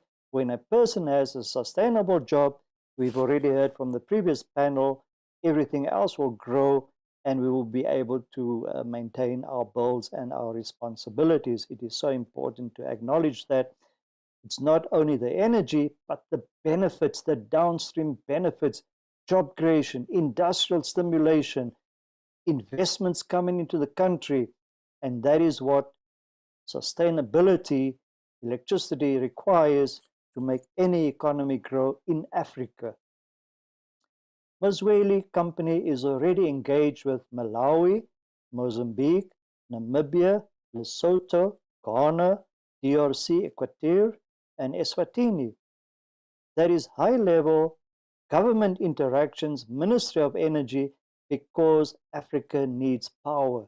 We heard previously the world needs power, but we're looking close to home here, South Africa first, our neighboring countries, and then up into Africa. Africa is very dark, and here is the solution for Africa. It is affordable, there is investments, the technology is proven, It is operational in another country. The other country is rolling out 6 to 8 plants a year because of the success of the technology.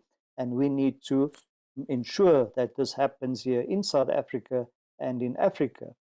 The challenges, we already mentioned outages, power outages. South Africa shutting down 10 gigawatts in 10 years. It will get darker before it gets lighter. And here is the solution, ladies and gentlemen, the silver lining. The IRP talks about, gazetted in 2019, energy deregulation of 10 megawatts, and that the country should go and do nuclear at the pace that the country can afford. Without a doubt, nuclear does cause a reduction in carbon dioxide. We need to go green. And it's been mentioned that the coal-fired plants can be repurposed as nuclear-fired power plants in the country. That is really the future because the infrastructure is there. You don't need to change the infrastructure. The workers, let's say, for example, at Hendrina Power Plant, they just have to be retrained into the nuclear environment, and voila, off you go. You can take off. And that is basically what happened in a little province in England called Wales. Wales shut down all their coal-fired plants, and the people complained and said, what shall we do? Today, Wales is a thriving, icy hub where things are being generated. So what's next? The next part there on point 4, DMR has permitted NERSA to continue with the nuclear process because through their public hearings and engagement, they have found that that does make economic sense to be sustainable in going forward. Just to come back here, Ms. Whaley, the technology, Pebble Technology, there was a previous company called the Pebble Bed Modular Reactor Company. It ran in the country for 15 years. The project stopped in 2010, and then Ms. Whaley continued to commercialize the process in Pebble Technology, and that is 2010 to 2021. The technology has been in South Africa 26 years. It is not new technology. The first Pebble Technology, can you believe it, start in 1947 in the USA, but the drive, the appetite was not there. Today, the proof of concept, the demonstration plant is running in another country, and it's ready now to take off, as we can see here. So the nuclear regulatory environment, highly regulated by the international, the IAEA. Our South African regulator here is world-class, is able and qualified to regulate Pebble Technology. They do have lessons learned. This technology is classified by the IAEA as Generation 4 Pebble Technology, meaning that it is inherently safe. Why do we say safe? Should there be human error or mechanical failure or any other failure, the plant goes to sleep. The plant shuts down by itself through the chemical nuclear fission process. It shuts down, and that is ultra safe, Generation 4. So as we mentioned, our South African regulator body is well equipped, well prepared. They only regulate in the world to regulate Pebble Technology. Our fuel composition, now internationally known as a triso fuel, tried and tested. A lot of countries are testing the particles, and it's working extremely well. What's important here is that the best model that we are marketing is the Mazweli MHDR 100, 144 megawatts electric capacity. We also have a smaller version, the MHDR 50 and the MHDR 25. We haven't seen a need for that, but the Canadians have said, well, we like the MHDR 25 because in the Canadian sands, Canada is a vast area. We don't need 144 megawatts. We can do with 36 megawatts electric, and that serves the purpose very well. Just by way of, to see the size here, an MHDR 100 can provide baseload power for 150,000 houses. It is suitable for mines and suitable for smelters because you will have power, you will have no outages for 40 years. Here's a schematic of the power plant, one reactor right in the middle there, your reactor and your steam generator. And the design is that the reactor will be placed below the ground for safety purposes. And I'll show you at the end of the presentation here what it looks like from above. Here we have a schematic, one that's animated. On the left, we have the reactor, we have the steam generator, and like we mentioned, there is occasionals where you can have your solar and your wind operating in tandem as complementary. Remember, it's not competing technology, it complements other technologies, energy technologies that cannot provide power when you need the power. Mozweli will always be there to give you the dispatchable power, the baseload power that is required. So we also we are here to collaborate with other countries, with other institutions. We have engaged with the INL, we have engaged with the Canadian Nuclear Safety Commission, we have engaged with the IAEA, and I think that's today we globalize and we need to engage internationally to see what other countries are doing, not to reinvent the wheel, but to commercialize through regulatory requirements as quick as possible. This slide, ladies and gentlemen, is the best slide that everybody likes, because here we can see in the blue circle, infrastructure development.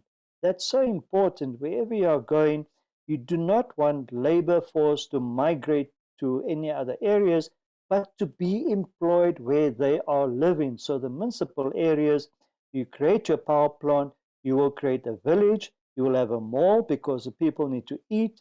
We have a hospital, we build a hospital, a college, a training college, and a hotel, and you will have infrastructure development in the area where the Mozweli nuclear power plant is deployed, without a doubt. And you will create permanent jobs in that area. I believe that is sustainability in the true sense, because all facets of society is accommodated in this model. And that is a view, a bird's eye view of the village. On the right is a nuclear power plant, and we have a little lake there, and it does not look very hideous. It looks beautiful, and so we can generate power. That could be near the ocean if you need desalinated water, so you'd be about 1 kilometer from the ocean, and no seaside will be spoiled by the Mozweli nuclear power plant, because there is no effluent, and we do not need large amount of water. We can be self-sustainable. So that's important for us to bear in mind, that the solution is right here at our fingertips in going into the future. Sustainability with respect to what? With respect to energy, job creation, industrialization, investment coming into the country. Private and foreign investments will be the leverage for this program. No meltdown, cost effective, and I believe with the team we are a success story. We have created no jobs from something, 200 jobs, sustainable jobs in Mozweli, and every day we have about 20, 30 people knocking on the door. Here I am. Let's get this Mozweli train off the platform, and that's where we are.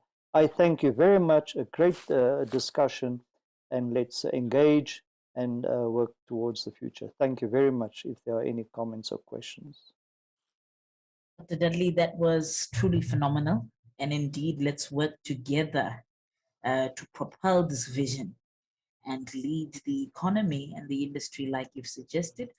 What I will do at this point is I'm going to check on our live feed just to see if we do have any questions or comments from our attendees.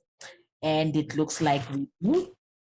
So we have Garrett who's saying, well done, Dr. T. Dudley, sustainability, energy solution, and social responsibility. I think in that regard, he was saying that's something that should be pursued, and that's something that we should continue to do. So that is the main comment. I'm not going to say the only comment. I don't want to say the main comment thus far, Dr. Dudley. And we just want to say thank you very much for your time.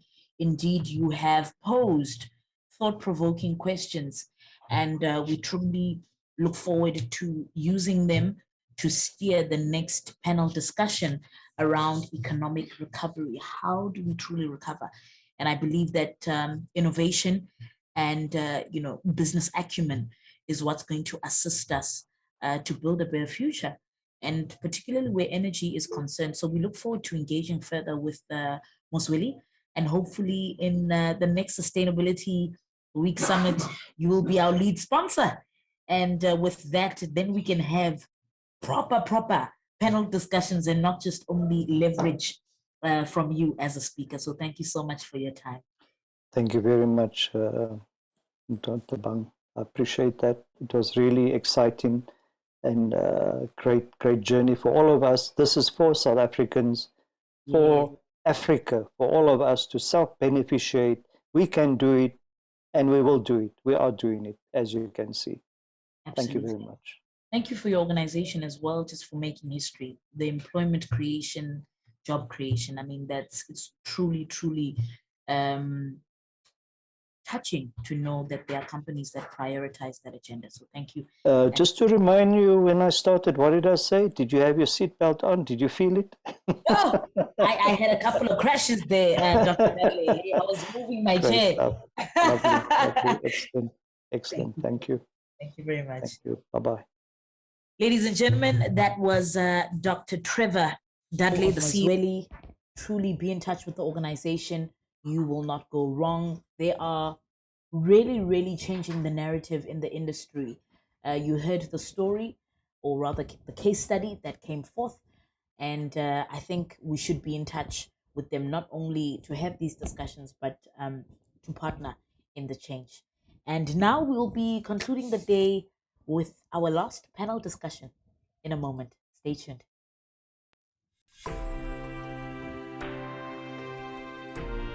Thanks, Doc.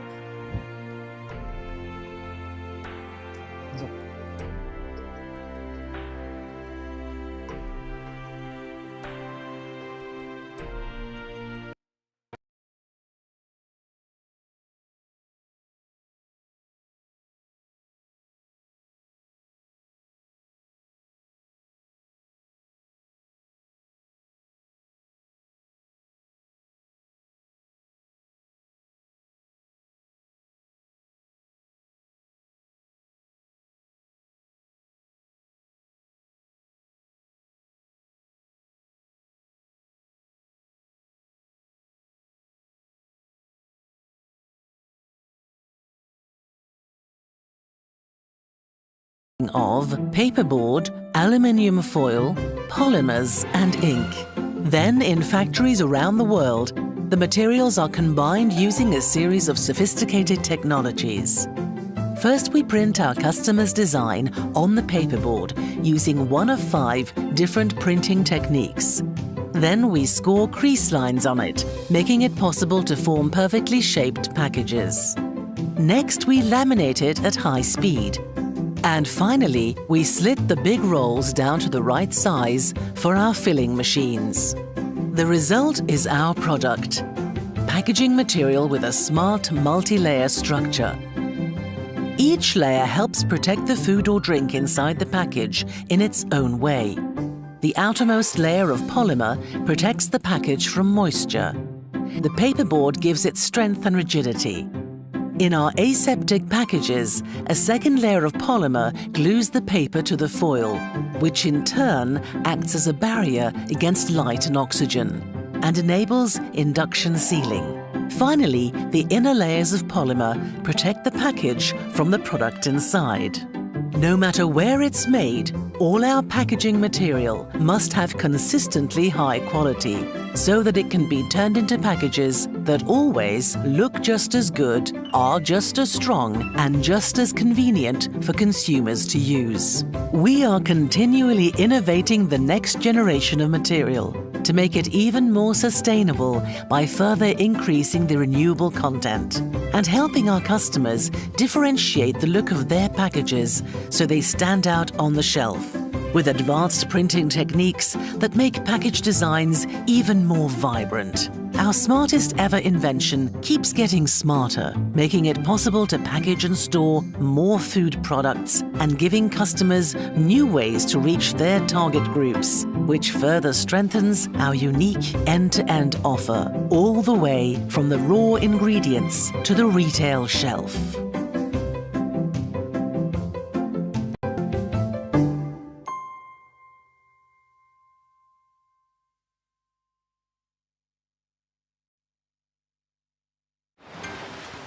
People have relied on the oceans as a source of food and for their livelihoods for thousands of years. As technology has advanced, we have become capable of fishing more intensively. So looking after the oceans and the resources they provide is more important now than ever before. If the oceans are to be healthy, productive and full of fish in the future, we have to fish sustainably.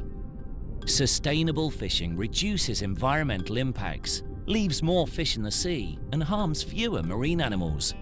Sustainable fisheries have good management practices. The Marine Stewardship Council standard allows fisheries to show that they are well managed and that they fish in a sustainable way. The MSC standard is open to all fisheries that would like to be recognised as sustainable. To be certified as sustainable, a fishery must be able to meet all three principles of the MSC standard. The fishery must leave enough fish in the sea so that stocks can reproduce and fishing can go on forever. Fishing operations need to be managed so that the wider marine environment, other plants, animals and habitat, can flourish and support life. The fishery must have good management in place. The MSC uses its blue eco-label to identify seafood that has come from sustainable fisheries certified to its standard. The eco-label is already displayed on tens of thousands of products in over 100 countries around the world. Consumers who want to play their part in maintaining and improving the health of the oceans can look for and choose seafood with a distinctive blue MSC eco-label. It is vital that we safeguard the ocean's resources and protect people's livelihoods for the future. To do this, we need to work together.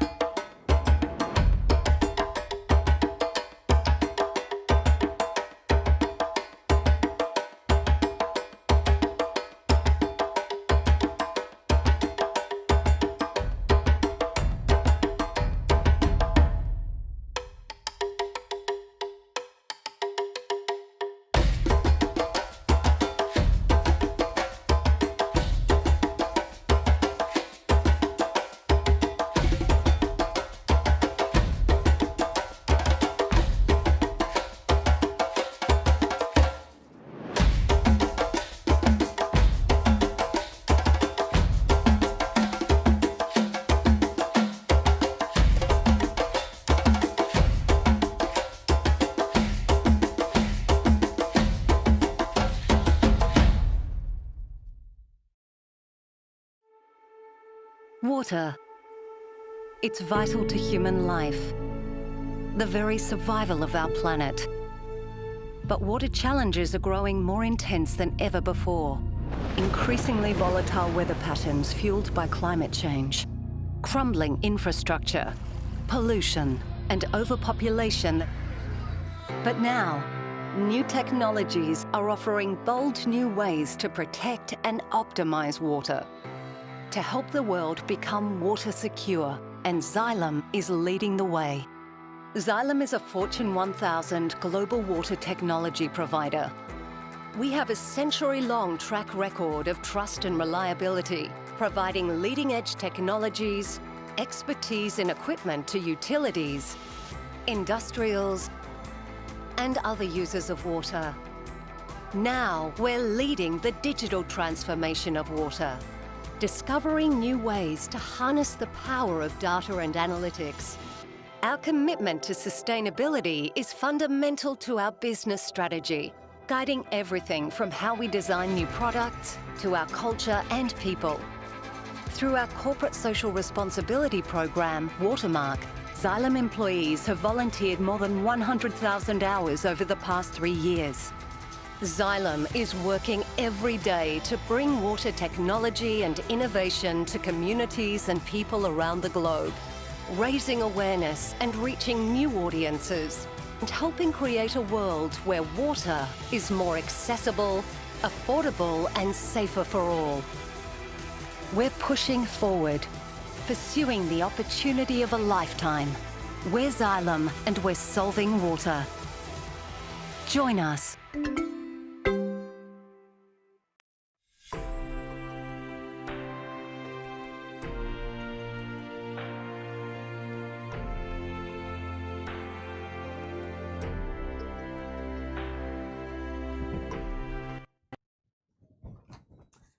Awesome, ladies and gentlemen, welcome back. You are tuned into Sustainability Week, and I hope you have been adding your comments on our social media platform.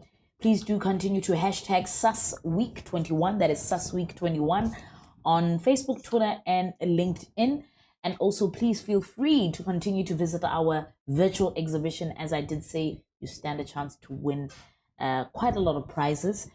We are about to conclude day one, engaging on economic recovery, ESD, and SMMEs. And I think this is a great way to end off day one, because most of the panel discussions that have been initiated earlier have focused and looked into issues of SMME. So we have great experts, people who are really leading impeccable industries. And most importantly, they have a lot to share about, procurement, supply chain, and how do we manage SMMEs, particularly in the state of our economy. So with me, I have Ms. Catherine Weinberg, who is the CEO of Fatola. We also have Weybrand Hazenvoort, who's the managing partner at Collective Value Creation. We have McKevin Ayaba, who's the CEO at Set Up a Startup. We also have Mr. Wasim Karim, who's the CEO of the National Youth Development Agency. We have Mr. Elias Lavemba, who is the CEO of Siobi. We also have Mr. Stephen Gray, who is the founder of the Maker Space. And last but not least, we have Yanesh Naidu, Director at Digital Strategy, Gender Mark. So they will be joining us. And without further ado and wasting any more time, ladies and gentlemen, I'm going to then request Mr. Weybrand to introduce himself, the organization's sentiments on the topic, and he will then be followed by Ms. Catherine Weinberg, and we'll have Steve after that. Over to you. Thank you so much. Appreciate it. So Collective Value Creation assists large international companies to develop their small businesses or develop suppliers to the company in the space of ESG. So we're really targeting areas around anti-corruption, anti-modern slavery, corporate governance or small business governance, for lack of a better word at the moment, and environmental management, POPI Act, So really to help these companies to do business with large international organizations. Organizations have been under increased pressure with what is coming in around the area of sustainability and compliance. And that's really what we assist these companies to do. So yeah, I'm looking forward to this panel and to hear what the other participants have to say. Okay, thank you very much for that. We look forward to engaging further. Catherine? Yes, hi there, Tabang. Lovely to meet you. Lovely to join here. So Catherine Weinberg, I'm the CEO of the company Fatola. And basically, it's really simple. We're here to build businesses that last. So we're absolutely passionate about making sure that we underpin the economy by building small businesses that really have a long trajectory. I think what's so interesting about this whole pandemic is that it really forces us to think differently. And so one of the areas that we find very exciting, referring to sustainability, is looking to help businesses move into the circular economy. And we have some very exciting initiatives in that area. So really finding opportunities, not only in the corporate supply chain, because after all, the corporate supply chain only is a small portion of our economy. But yeah, so what we're really doing is we particularly focus in the rural and township areas, identifying entrepreneurs that have got good ideas that can build a business that can still be in business in 10 years' time. Absolutely interesting. I like the last part. I think it also is a point that deserves to be engaged, making sure that businesses last even after 10 years, particularly SMMEs. So I look forward to asking you some questions around that, Catherine. Thank you. Can we have Mr. Gray? Steve? Yeah, of course. How's it going? Yeah, so this is our precious plastic lab. With Fiesel, he's just going to quickly show you what he's doing. So the Makerspace is an open source community-based incubator and innovation space. So we encourage people to come in and learn how to use tools and technologies.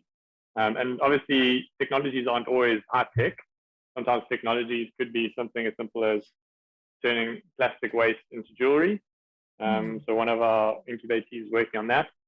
And we just try to create a platform where there's access to equipment, access to experts and technology, and access to inspiration as well. And then obviously, as we kind of have matured as an organization, we realized that in order to have an impact, we can't just train people. We need to train people in a way that creates revenue for them. So they need to have a sustainable revenue that comes out of their work, whatever it is they're learning or their skill, whatever it is they're doing. And so we've got a few platforms and projects. The plastic recycling is one of them.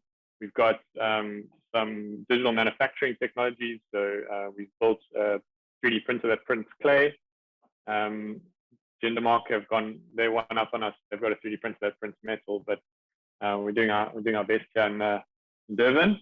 And as a non-profit, it's all about people. So for us, it's about people, creativity, and technology, bringing those three things together and trying to find a way to make businesses sustainable, both in terms of their inputs. So we don't want to encourage businesses that are going to not be circular. We want to specifically encourage circular design and circular consumption. And in terms of the SDGs, looking for responsible production and consumption. And then also sustainable financially as well, of course, because those things are, it's important to have, it's a prerequisite for a healthy economy and a functioning society to have financial stability and sustainability as well. Okay. So that's it for now. Yeah, absolutely. Thank you so much there, Stephen. And I think with you conducting the panel discussion at the workshop gives us great appreciation for what you do, because then we see it and then we understand what you mean by people, creativity, and technology. So we look forward to engaging you further on that. Can we have Mr. Karim, and then we'll have Mr. Lavemba afterwards. Wasim, over to you. Yeah, thanks so much, Tabang, and greetings to everyone. I'm Wasim Karim. I work with the National Youth Development Agency. I think as part of my role, I think we're very passionate about developing young entrepreneurs and finding pathways into economic opportunity for young people. And that can be done through access to funding access to markets or access to the kind of skills that young people need to be able to start and scale their own enterprises. We support the presidency in the Economic Recovery and Reconstruction Plan, and there's quite a considerable amount of work around that, particularly around supporting formal and informal enterprises in the economic recovery to make sure that they're not left behind in this process. Yeah. So I think very much my interest is in what I think are the very blurred lines between the informal and the formal sector, and particularly looking, and I think the NYD is very biased towards particularly that niche of young entrepreneurs who are micro enterprises in the township and the rural space. So I'm looking forward to our conversation today. Thank you so much. Truly, you all are kickstarting. I've got now a lot of questions. So I think our seatbelts will be on in that regard. Thank you, Asim. Mr. Lavemba?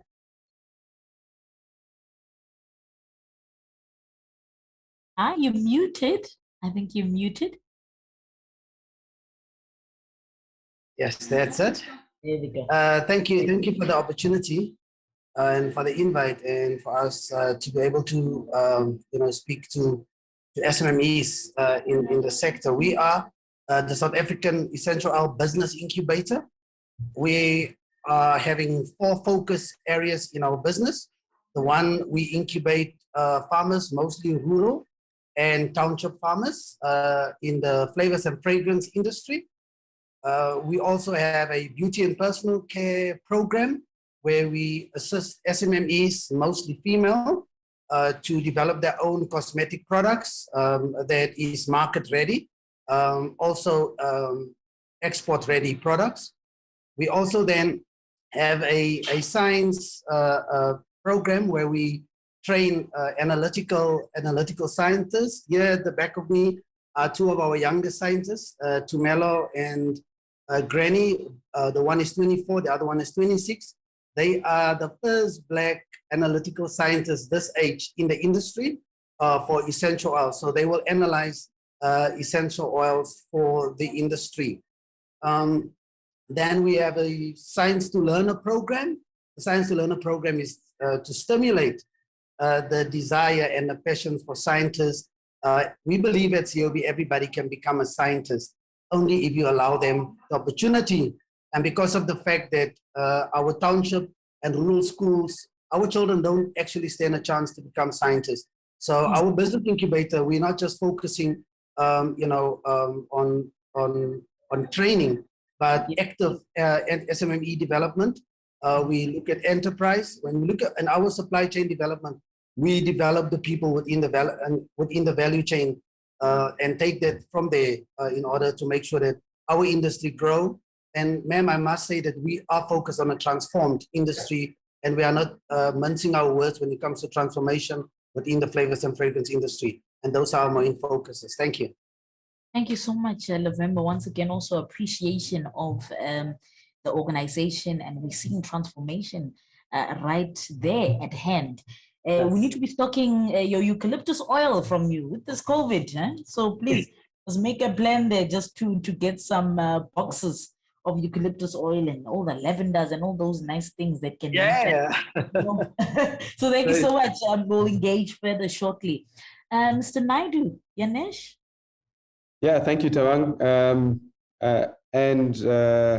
I feel a little intimidated by my fellow panelists. Well done to all of you. What an amazing job. So I am one of the owners of GenderMark. We design and build production lines that assemble automotive components. And we've been fortunate in that we actually export 95% of our production lines all around the world into the US, Germany, China, India. Wherever there's an automotive hub, we've got some production line in that location assembling some kind of component.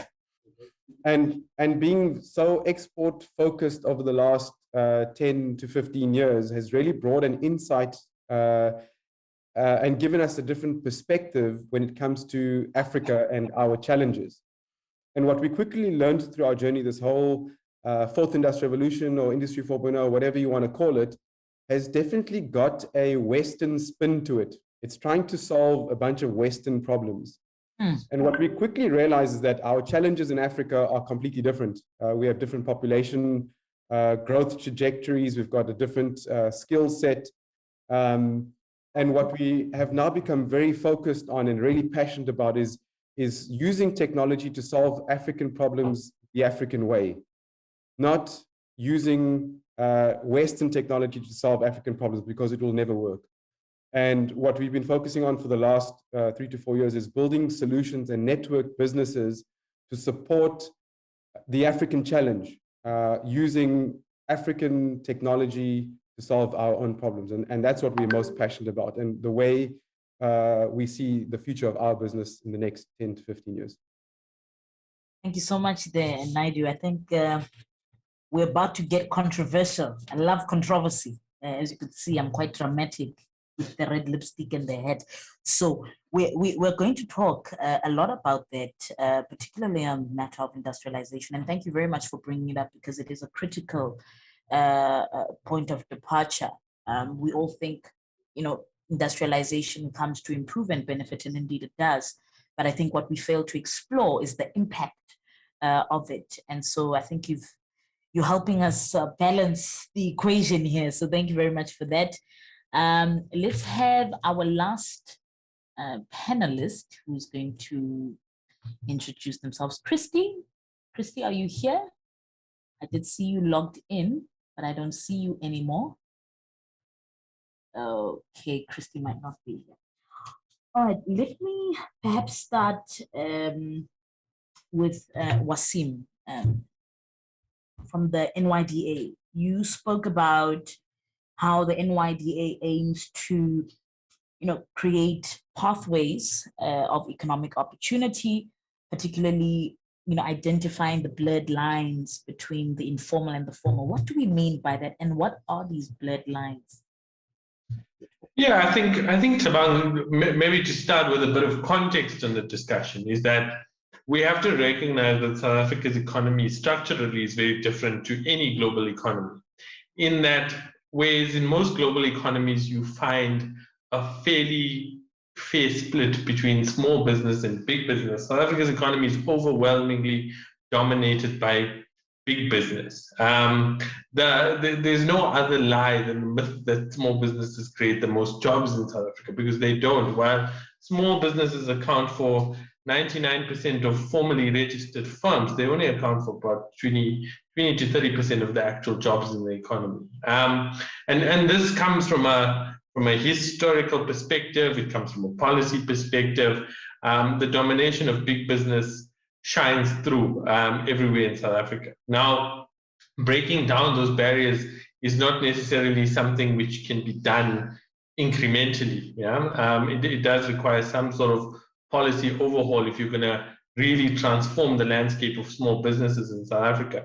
But I think the one aspect that we've been focused on is this sort of transition of young people in being able to pursue self-employment opportunities where they exist, and how you can support the transition of young people in those opportunities. Now, if you look at the way Stats say, for example, measures formal and informal. An informal business is somebody who's classified, probably on the Stats definition, as somebody who's not registered for VAT, might or might not have a bank account, probably doesn't contribute to UIF. So our definition is very compliance focused when we classify it between informal and formal.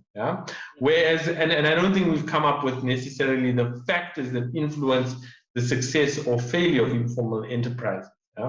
So we believe there is value in targeting the informal sector, because that is where the margins of economic activity happen, particularly for young people. And supporting that grouping with access to market opportunities, access to funding opportunities that allows them to scale their business enterprises is a real opportunity if we target that sector for employment growth in the country. I think we also need to realize at the conclusion that the multitudes of unemployed that we have in South Africa, the ability, whether through economic growth or public employment opportunities, there is insufficient space to create the number of jobs that we need to. Yeah? And therefore, self-employment, particularly at a micro and an informal level, is very critical for us to be able to achieve that. And I mean, just one example of how the NYDA is doing that is that we've heavily shifted away from a loan-based policy into a more grant-based policy, but a one that can operate at scale to match that passion and tenacity of young people with the skills and financial resources that they need to be able to thrive in those kind of enterprises. Thank you for that. I think perhaps, Catherine, if you can just build up on what Wasim has shared there. Particularly, I appreciated the statement that brought some form of reality for us, that indeed we're saying SMMEs, are responsible for employing, large amount of workforce, or employability and so forth. But the reality is that's not what is happening. So then, Catherine, how do we ensure that SMMEs or businesses are more inculcated into the circular economy? How do we involve? Yeah, thanks, Tabang. So thanks, Wasim. I think that's. I just want to pick up on your point. I have to say don't agree with your figure of only 23% of jobs coming from small business. I mean, TIPS report in 2019 says that it's 55%. So I'm not sure where the data, discrepancy is. But I do think I think without a doubt, we have this massive unemployment gap. And maybe before I get into some of the mechanisms to solve this, I think it's important for everybody to really lift their heads up and actually have a look at that. Because I think what tends to happen in this sector is we're great at patting ourselves on the back. Well done, Fatola does a really good job. Well done, Basim, you're doing a good job. Well done, Vibrant, you're doing a good job. And there are little pockets of excellence that we're creating around the country, and we like to speak about them. But in actual fact, if you step back and you look at what's happening in the country, it's a monumental failure. We're actually failing in this sector totally and utterly. Because if you just look at the official number of unemployed, officially, the 8 million unemployed, if we were to solve just that number, we would have to create 22,000 new jobs every day for 364 days. That's 3 new Vodacoms every day, or 2,200 businesses employing 10 people, or 22,000 individual micro enterprises. And I think what's so important about a platform like this is that we stop talking about the little things that we're doing, which are great, but they're not going to be game changers. And we really need to speak about game changing opportunities. And how on something like this, just to say, okay, I'm doing great work. I know I'm really proud of it. We do really good stuff. Steve does great stuff. Vibrant does great stuff. But actually, how do we come together and create 100 times more? Actually, it's 100,000 times better than what we're doing. 10x is no good. 10x doesn't even touch sides in South Africa. We need 100x, 1000x. And for me, what's interesting is how we're going to do that. And so one of the answers that I believe is really critical, first of all, it's admit that we're failing. And we actually have to do that. We have to challenge ourselves that what we're doing is not good enough. No matter how we want to say it to our clients and say how amazing we are. Actually, as a country, we're totally failing. So the first thing is let's admit that we're failing. Yeah. And then secondly, let's look about how can we change this. And for me, the way that we change is instead of talking about my business and your little section and what you're doing for youth, it's about saying, how do we work as a pipeline? So how do we actually look together, work as a pipeline, and look at the best of breed along this pipeline and create a journey? So create a journey for entrepreneurs. What Wasim does is great, but it's a tiny drop in the ocean. What Vibrant does is great, but it's at the other end. So how do we join these pipelines? And the starting point for this is we need to get out of our ego of saying, I'm amazing, and this is my territory, and that's your territory. And we need to start finding ways to collaborate. Because it's only through collaboration, when we open ourselves to learning from each other, learning from international best practice, and finding better ways to build platforms for scale, helping Steve. Steve does great work. How do we then build a platform that helps his guys move on? Statistically, unfortunately, are not assisting us with catching the ego, like you're saying. So something's got to change. Maybe, Steve, you can come in. Sorry, Tobias, to say, let's speak to corporate South Africa because they're great ones for setting up territories. And let's help them to say that if they're going to really change something, they need to start working together. And so initiatives like that, where you bring people in to work together and you find ways to collaborate, is absolutely the way that we've got to go, not only at corporate level, but at ESD level, at providers level, and even at the same time, getting entrepreneurs to find ways to collaborate. Because collaboration, if there's one name for the post-pandemic world, it's about collaboration. Absolutely. Incubators is the interface. So maybe, Stephen, can you come in there on that point, just extending on what Ms. Weinberg has said, the issue of collaboration, and also, do you think the sector is failing? Are we failing? Yeah, we are. We are. The unemployment rate is off the charts. In terms of the measures for global, for economies, for countries that are not, so we are very much teetering on a very dangerous territory. We saw that recently with kind of unrest and riots. So I think very good points, and I think the answer has to do with collaboration, definitely, and then also we've got to look at technology as a lever. You know, technology has always been a way to scale and to leverage what we can do. So I believe the answers are going to be found with micro enterprises, with self-employment, as Wasim was saying, and through connecting micro enterprises to a global economy. So providing services that are digital to a large degree, and you know, leveraging. Before COVID, 4 hours the flavor of the day. Everyone was sports industrial revolution was what was hot. But really, what we're talking about is a set of operating principles or way to make services to create value that is now accessible. That's what the 4 hours is. It's an accessibility. It's a leap forward in terms of what's possible for individuals to do and participate in. So I think a version of incubation that scales with collaboration. I think those corporates and people who've got access to the market really do need to look at ways to share that to the micro enterprises and the self-employed individuals. And I think also looking past just local supply and looking at global market, which is huge. So we don't have enough markets to employ everyone right now. If all those people were employed, there's not enough transaction, there's not enough economic activity to support those 8 million positions.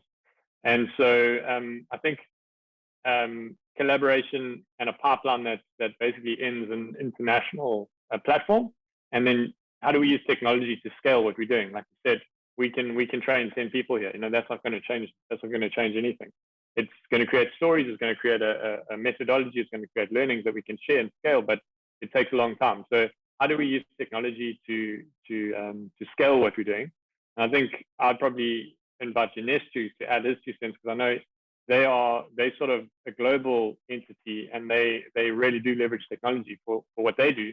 But obviously they're going to think bigger than just manufacturing and think of how do you solve unemployment with technology. So I don't know if you want to hand over to Janesh and see if he's got some insights. I think, Stephen, you've made my job exceedingly easy.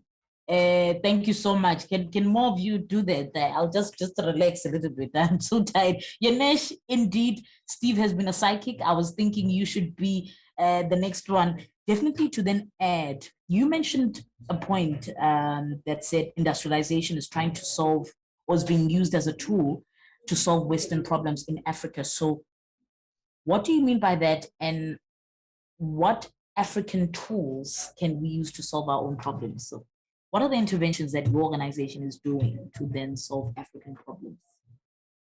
So I think, to Steve's point, I think the only solution we've got to scale, as Catherine mentioned, our problem is massive, is digital.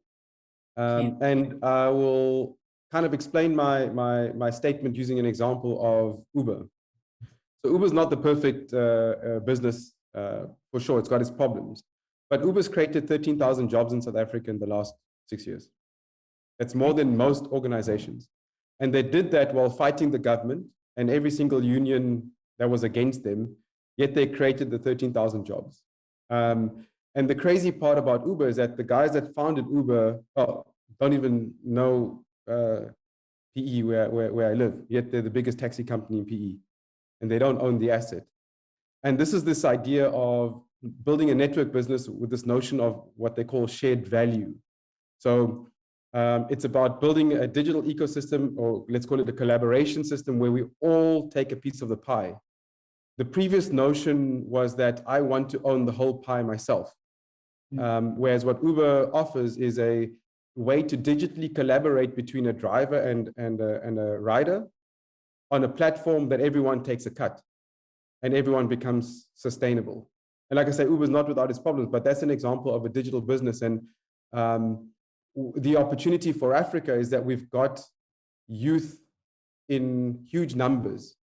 And if we can network them and connect them together to solve a particular problem, let's say distributed washing powder manufacturing. I met a guy in the Free State that's making washing powder in his shack in the Free State on his own.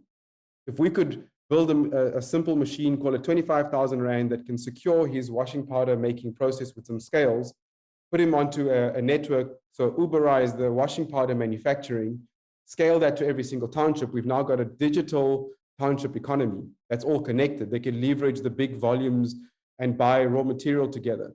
So it's a completely different paradigm shift. I don't think you can take an existing third industrial revolution business that's manufacturing in the conventional way or running a taxi business in a conventional way and transform them into this connected business. You've got to completely separate the two things out and think afresh. And it starts at the business model layer and about connecting and collaborating. And the only option is to do it digitally.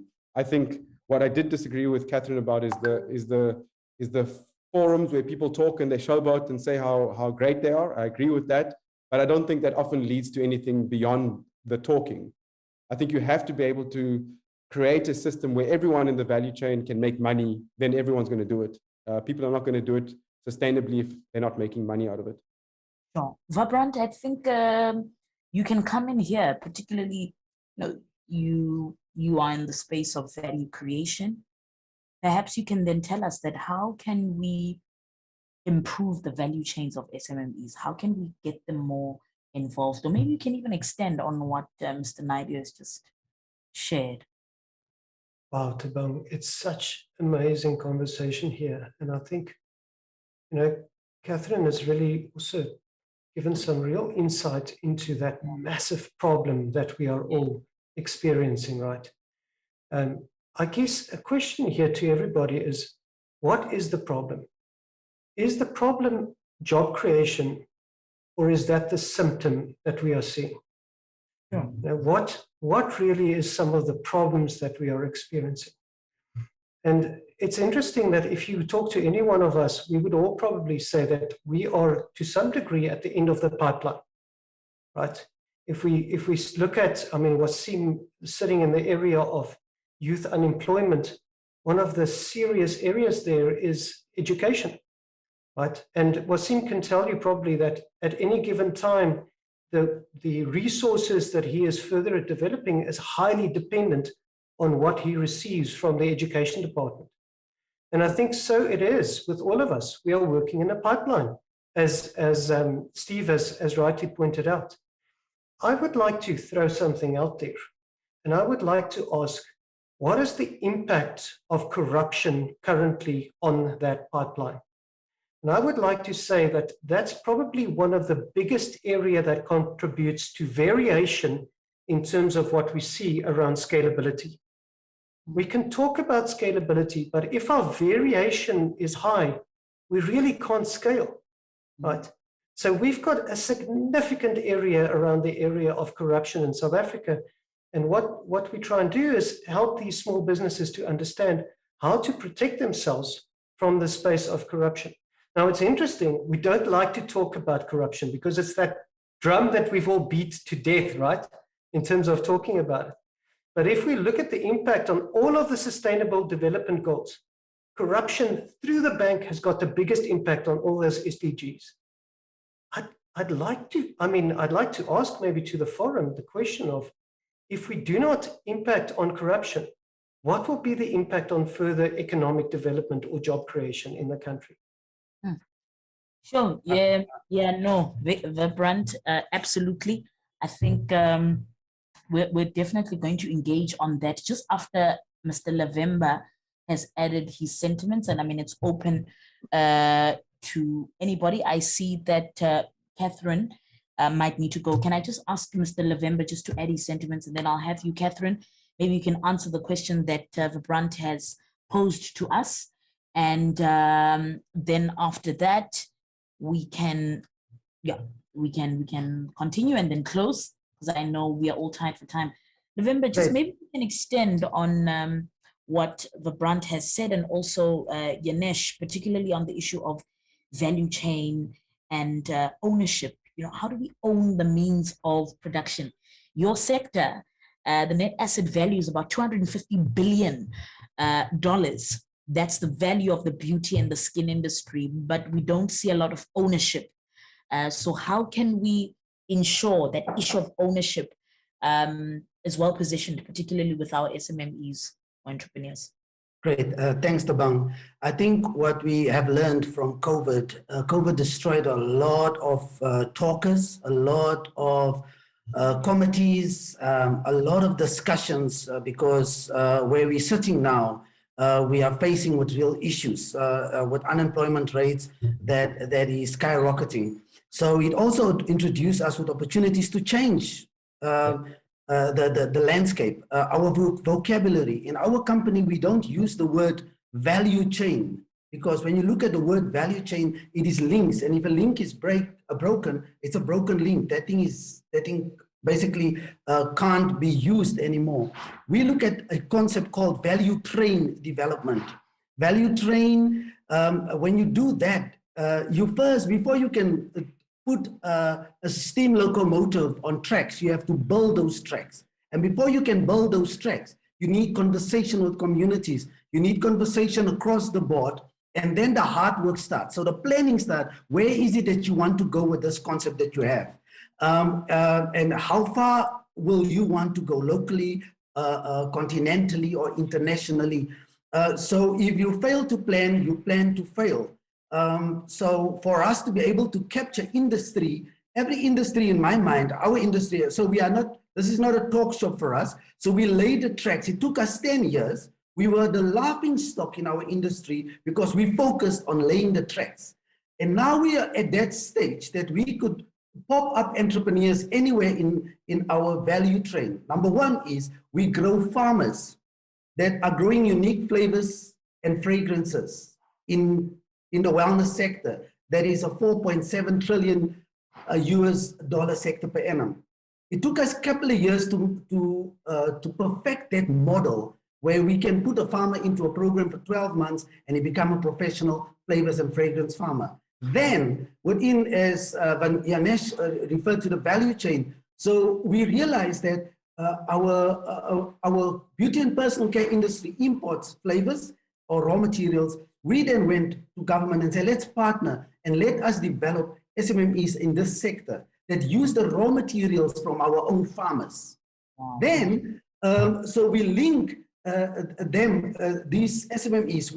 This is the third year we're running. So we have 30 SMMEs that are from the beauty and personal care. They use the raw materials from our farmers. So we are not focusing on exporting our raws. The moment you export your raws, you export jobs, you export opportunities.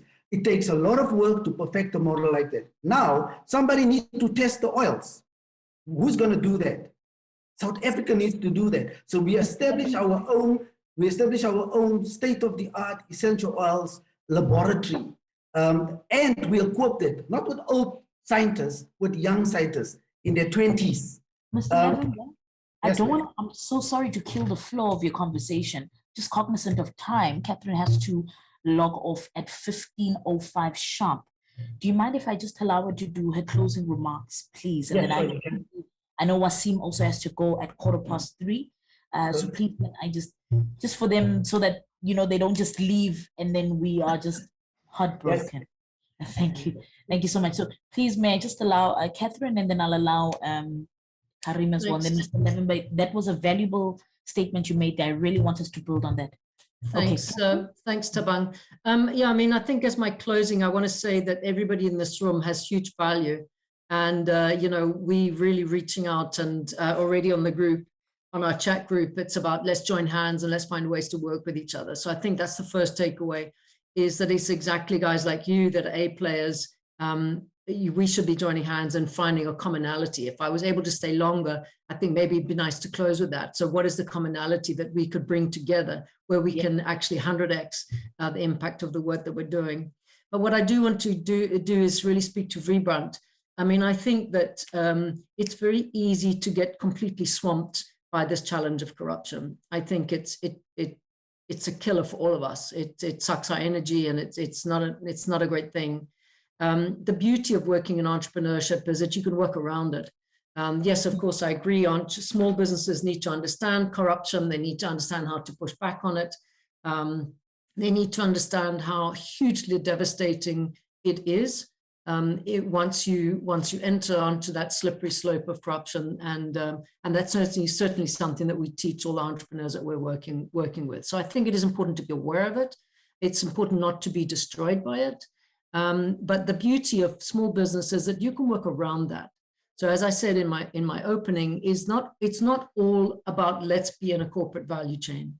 There's a huge economic activity in South Africa that is business to consumer, small business to small business, and that component of the economy is growing all the time.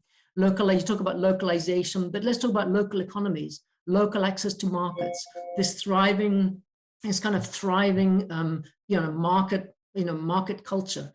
And I think that's something that's building, and that's something, again, if you talk about the small guys, the starting up youth guys, it's not that they should start a business with an aspiration to supply to Woolworths. No, it doesn't work like that. That kind of overnight success just happens in the movies. In the reality, guys that start businesses, you start small, selling to granny's friends, selling to your church, selling into the local economy. That's actually how small businesses start. And I think the more that we can understand that and build that, the better. Wasim, I am a great believer in the informal economy. I think it's a mistake for government to really push that for formalization of those guys. I think there's a space for the small guys. There's the lady selling oranges on the corner. I think she should be applauded because that lady has a child that owns the Spaza store who has a child that ends up owning Woolworths. So I think it's about honoring all of the different components in the economy in this journey. And there's a place for everybody, and let's find ways to allow them all to thrive. But yeah, so for me, Thabang, thank you. I think this has been really exciting. I really look forward to meeting all of you guys. Let's connect and let's 100x, let's 100,000x South Africa and actually really get things cracking. Thanks so much. 1,000x. Yeah, thank you so much, Catherine. That was quite valuable. Thank you. Yanesh, I've noted your hand, but Wasim also is on his way out. Can he do his closing remarks? And we go back to Mr. Levenberg. Yes, Wasim? Yeah, thanks, Chair. I think very much so. It's a really interesting discussion. And I think just to take Benan's point around corruption doesn't only erode sentiment in the country, but it also erodes foreign investor confidence. It puts South Africa on the downside in terms of everything we try and do. So that erosion, it must never be underestimated. I think sometimes we can go along the lines of saying, well, the corruption exists everywhere. Until we deal with it decisively, it is a problem. And just to show, I mean, this is not a political discussion per se, but we know the political economy is relevant. Right now, there's a reason you have the lowest unemployment rate in South Africa and the Western Cape, and it's tied to governance in the country, where you have better public spaces, better public facilities, transformed public spaces, that ultimately creates spaces for people to thrive, whether it be in entrepreneurship or in employment. And part of my concluding remarks is, what can we do going forward to be able to solve and nurture this conversation so that we actually have something impactful? As you go into local government elections, one has to think about the role that public spaces and public facilities play, and the public good, for that matter, plays in the development of entrepreneurs and the support of small businesses. Where you have massive potholes that lead into a township, you are eroding the ability of small businesses in that township to be able to succeed. And I think that is a critical development. Infrastructure is not the only solution, but it is an important solution if we want small business owners to thrive in this country. The other potential game changer that I think is possible for South Africa is widespread connectivity rollout, particularly for young people. I mean, a lot of the conversation today has focused on a global supply chain. Already, there's young South Africans who are selling their graphical content to a global market. There's young people participating in global business services, yeah?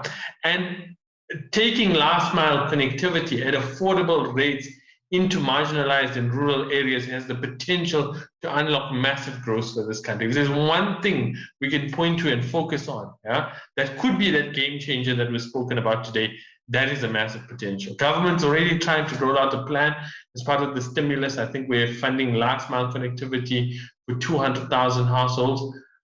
My interest is how you make that 2 million households, and the potential for growth that can unlock. Thank you so much, Chair.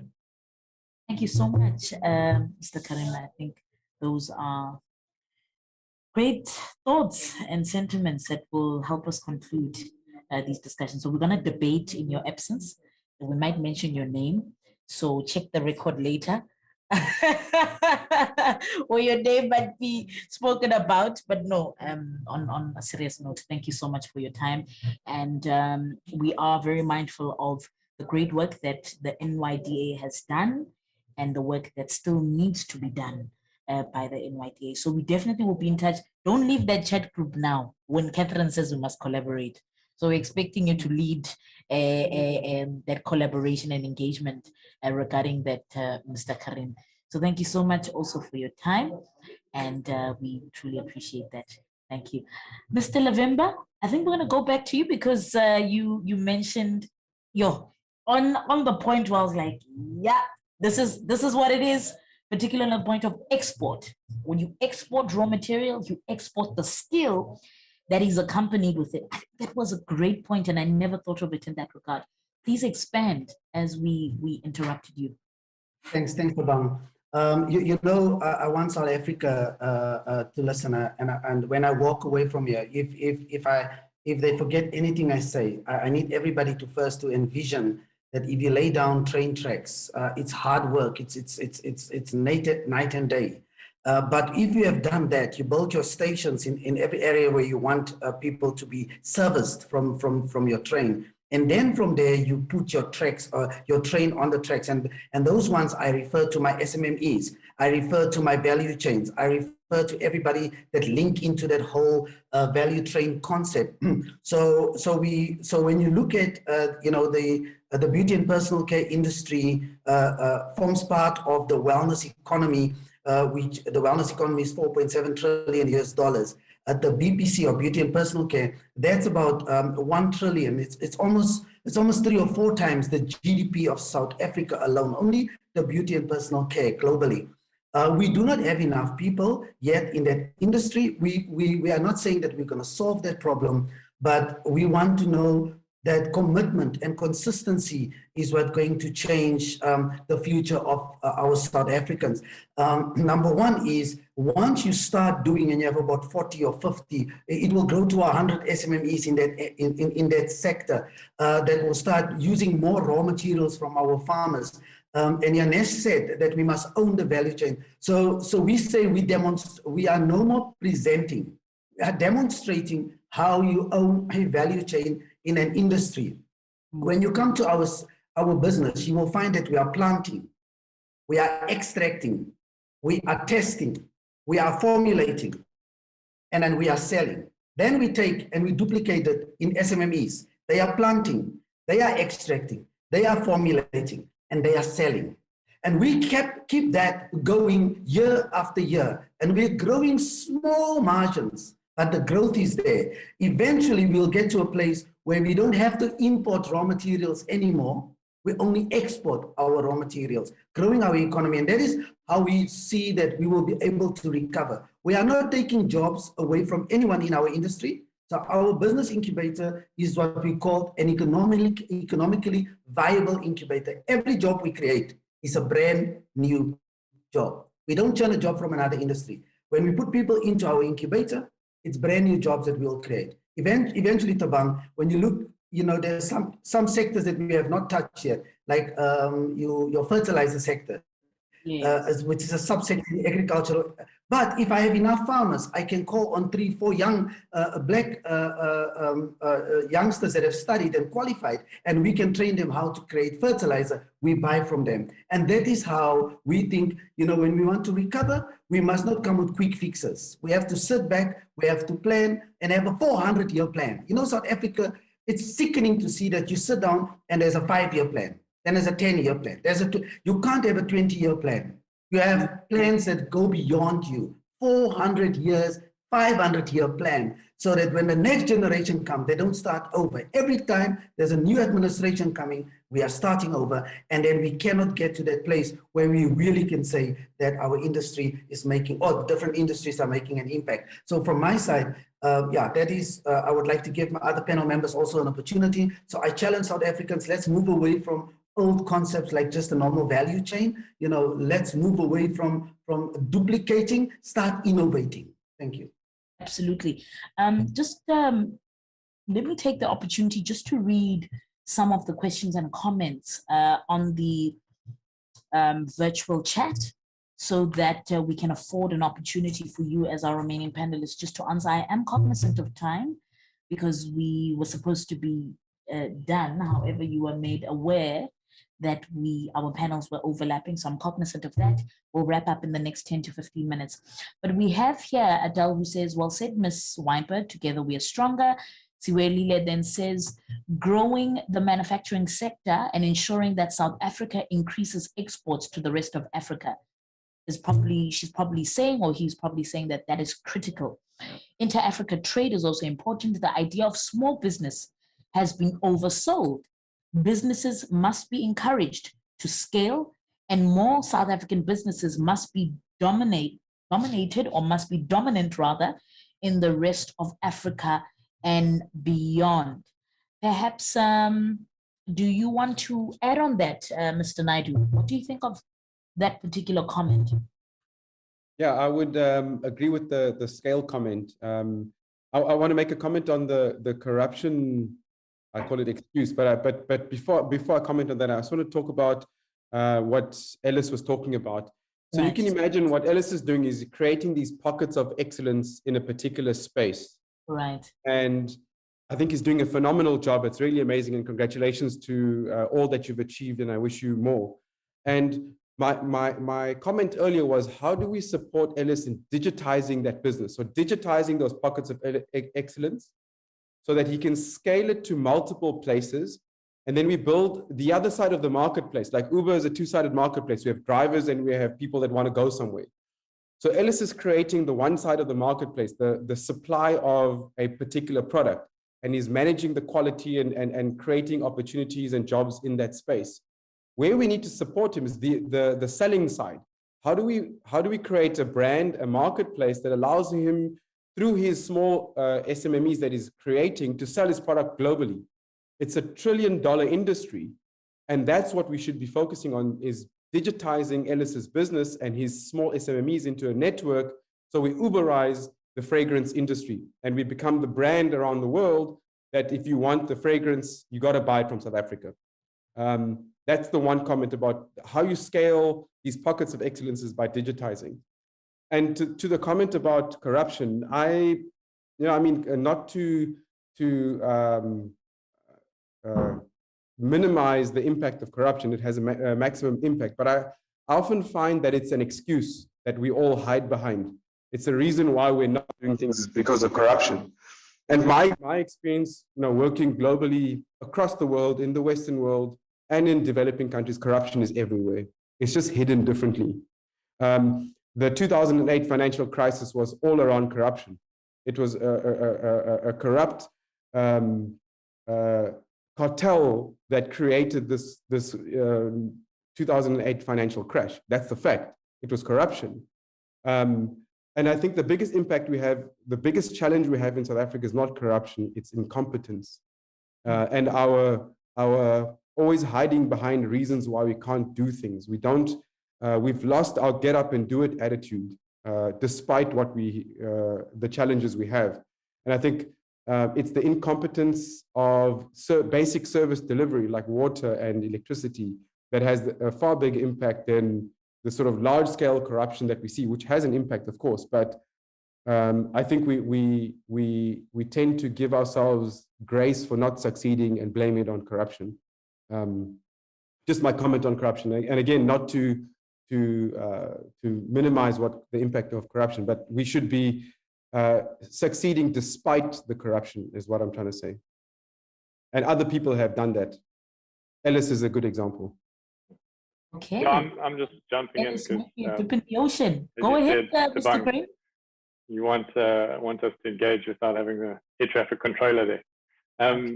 Let the conversation flow. Like I think some of the points we've picked up, and getting back to Catherine's point, what are we actually going to do about it? So after this conversation, we'll go back to doing our work and grinding it out and making that 10% difference. So I'm excited to start strategizing around the future and what we could actually do. So Ellis made a point. He's frustrated with, I don't know if it was Wasim, about a 4-year plan. And looking at the Chinese government and their sort of success story into the sort of global economic power that they've become, current economic woes aside, they work on a 50-year plan, and that's very helpful. So one of the things we have is too many plans and not enough execution. In South Africa, we've got the best constitution, but we don't know how to enforce it. So I think waiting for someone to save us is another problem. I think that the quickest impact is in small business and micro business because it takes no time to get started. And getting back to the point that Ganesh and myself really do believe in, that technology is the secret weapon we can leverage.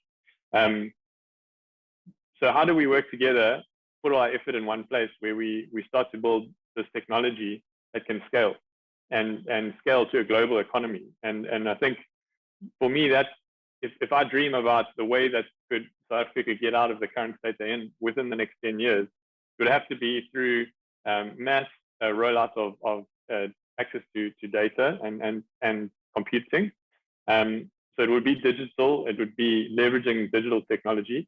And then it would have to be this collaboration that Catherine started talking about, Dinesh talked about, Ellis talked about with the trains. It's very difficult to do this on your own. And so every person working on their own, one of the big fallouts of apartheid was that we had to isolate from the rest of the world, and we had to become self-sufficient. And as South Africans, we're great. We have a Heritage Day, Brian. We like to hang out with each other. But when it comes to real collaboration, everybody's sort of a little bit suspicious of each other. Like, are you going to steal my lunch? And I think if you look at success stories, if you take the biggest sort of startup success ecosystem in the world being the Silicon Valley, it's all about collaboration. Nobody's trying to stop each other and thinking that if that person succeeds, it's gonna steal clients from me. And we've got that very small, isolated mindset still. 25 years after apartheid, we still think the world's only as small as this, and if someone succeeds, that's less money for us. So if we could build a global pathway to a global market, that you become the Uber or the eBay or the whatever platform of choice to an international market, then it doesn't just have to be for fragrances in the beauty industry. It doesn't just have to be for digital services. It doesn't just have to be for one particular vertical. Is there a way that through collaborating, the whole idea of the sum of the parts being greater, that the whole is greater than the sum of the parts? And so that's kind of where we come from as a small, I call us a micro incubator. We've got a few people, we're trying to help them as a non-profit struggling. We need access to the market. We need our incubatees to have a place to plug their products into and not to have to go and do all that hard work from scratch every time. And so if anyone else is sort of achieving success in some of those areas, how do we work together? Like, how do we actually bring it all together and not just, get onto the next call in 5 minutes and, get back to work and forget that we're all doing the same thing and we're repeating this thing over and over and over. How do we kind of combine our efforts? And that's a question I'm actually asking us as panelists. Do you guys have ideas? Do you have success stories where collaboration actually is working, or how we can switch from being so individually focused to doing something collaborative and collective? Okay. So Brent, do you want to just extend on that, particularly? Yeah, I love that point that Steve has raised around collaboration. And I've thought about this a lot of times from when Michael Porter coined the terminology around shared value creation about 9 or 10 years ago, right? It's an interesting point because a lot of companies take the shared value bandwagon to create value for themselves and then say that they share that with others. My perception is that Steve is onto something. We need to move the needle from shared value creation, and I guess that's why we called our company what it's called, to collective value creation. And collective value creation really means, up to Yanesa's point, that everybody needs to pull up their sleeves and together start creating value. And the value creation needs to be distributed more equally. Right? We're looking at companies that really focus on shared value creation, and the maximizing of shareholder profitability is obscene in comparison to the employees in the company that really aren't actually making it. Right? I mean, that's, I guess, one of the other areas why we so strongly are focusing on the area around anti-modern slavery and minimum wages, right? Where we really believe we actually need to have a greater equality across the board, and specifically so around that value creation process. And there's beautiful case studies out there around the collective value creation process, right? Where companies have actually said, we need to together start thinking about innovation and value creation. I'd like to come back to my point though. The problem that we're sitting with is not jobs. The problem is innovation, and agreed with Janesa's point around capabilities and increasing about skills. That's really areas that we need to focus on. But all of this, and I'd like to maintain my point, all of this is undermined hugely by the area of corruption. Sadly, a lot of us have the perspective that corruption is something related to a large company. The average SME that we talk to says, don't talk to us, don't train us on corruption, we're not the ones that corrupt. And then we start talking to them and we start realizing there's a real perspective problem around the area of corruption. It's the thoughts around, it's this company or that large company that does corruption. But we need to start saying to ourselves, what have I done not to not be corrupt, but to be anti-corrupt? But that's where we need to start moving towards. Okay, November. Thanks, Chair. I want to touch on what Steve started discussing on. How are we going to collaborate? Chair, I usually, when I do development or training or talking to SMMEs, or even the ones that we work with, and I will tell them that when China comes to South Africa, they come as a nation to compete against SMMEs in our country. Our SMMEs, it's one or two that go out into the rest of the world, and they try to compete. You can't compete against Silicon Valley. They have collaborated and they make sure that they own huge share of that economy that they are in, or that sector. So for us here in South Africa, and I think we must not talk about the collaboration. We need to come back next year to this summit and show that we have collaborated to some extent. And we have to share how our collaboration has changed the bottom line in our books, how our collaboration has advanced us, to move products quicker from the shelf or export those products, how our collaboration has stimulated growth in numbers, employment, and all the good things that we so hope for. So when nations come and compete with us, that we can at least be much more successful. I think that is why SMMEs are failing. One moment is a great idea. They go to an international platform and they come back, completely blue-eyed with nothing in their hands. And some of them give up because they realize that the global space is not for the faint-hearted. You can't do it on your own. And I think that is where we need a vibrant. And I think when we look at another word maybe for you, would be a strength-based approach. Let's look at our strengths. All of us here has strengths, and when we approach it that way, we could then be able to make sure that we build that train, that we lay down that track, and we can collaborate with Yanesh as a multi-pronged approach. I mean, he's a specialist in what he's doing. If it works for the agricultural sector, why not? Yes, if he makes some good value from it, we are South African first before we are individuals. And I think that is one thing that we need to get. I just wanted to input that there. Thank you, Chair. Thank you so much. And I think just going back to Weybrand, we'll be doing our closing remarks right in this moment. But I think you're very right. We should not undermine the concept that you have just spoken about, corruption, because the truth of the matter is, as SMMEs, there are SMMEs who have to pay for opportunities, unfortunately. For you to get a deal at times, there's somebody, it's like there's somebody you need to know inside, or there's somebody that you need to pay off, and so forth. And it's become so inculcated in the system that people have been discouraged from business. So I think you're right.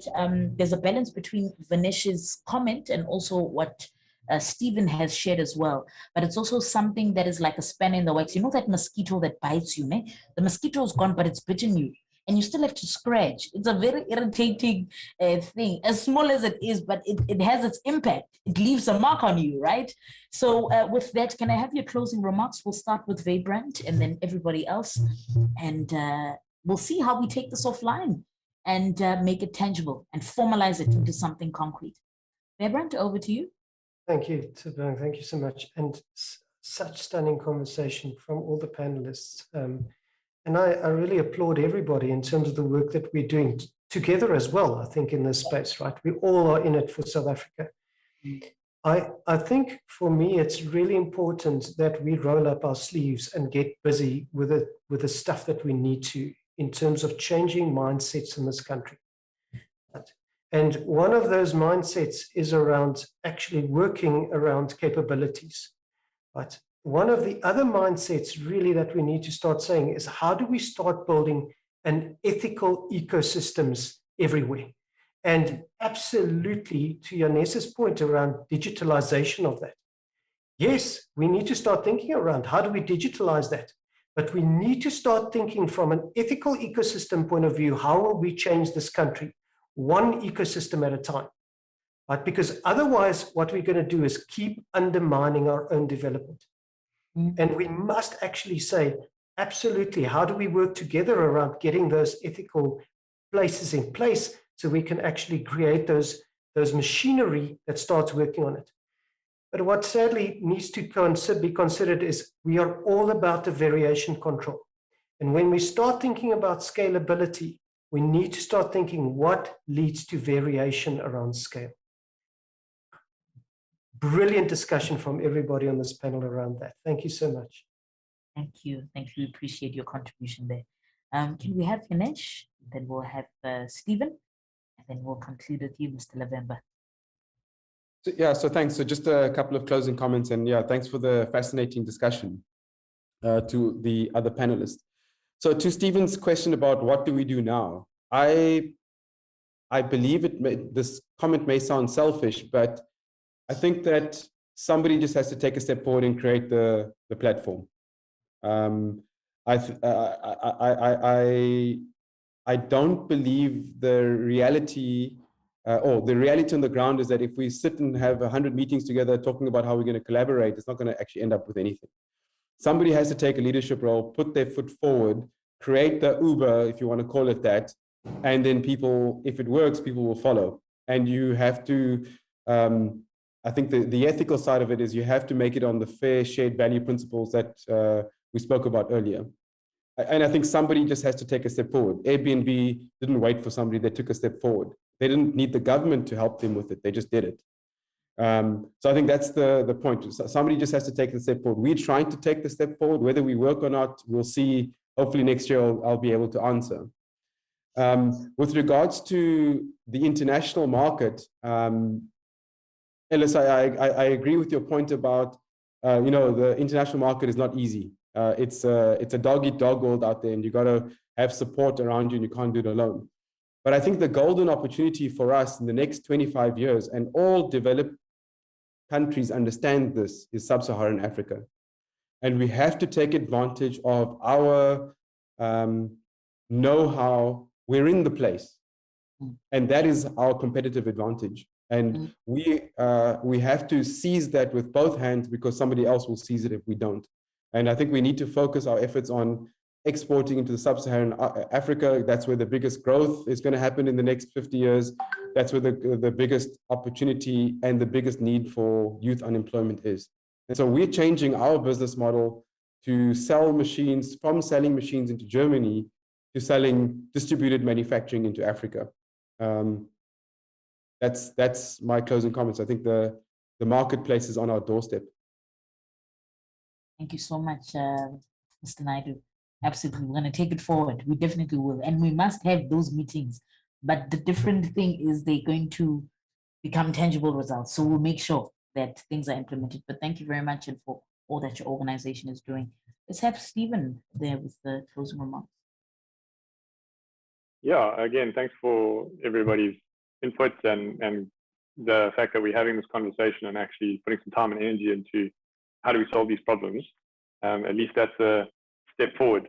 But I do think we definitely need to leverage each other's networks. We need to find that synergy. We need to find that opportunity where it doesn't cost us any more to work together, but it adds a lot more.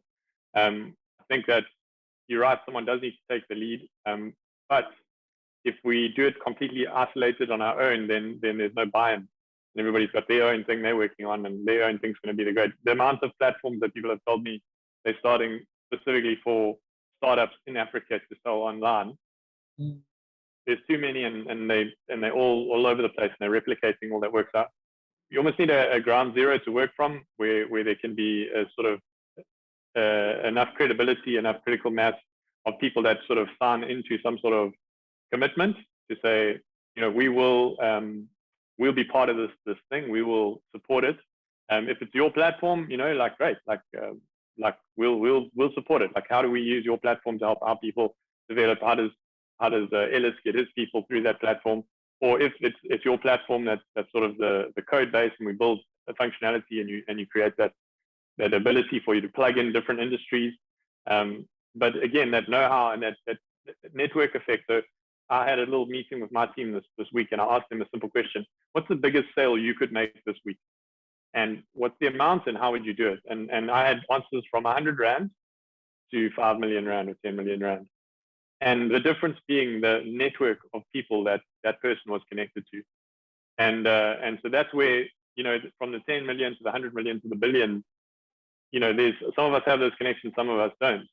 So how do we put those connections all together in one place so that anyone who joins that network can have access to a $1 billion market? And then it just becomes about getting good at their craft and delivering that product. So building a business is hard because you've got to design, then you've got to manufacture, and then you've got to distribute. And it's very unlikely you're going to be good at all three. So if you just focus on one, so that's the manufacturing, you just make the product. Someone else has the channel to sell it. You know, they've got the website, and someone else has the design. You know, that's what you need to make. Or you do one of those things. But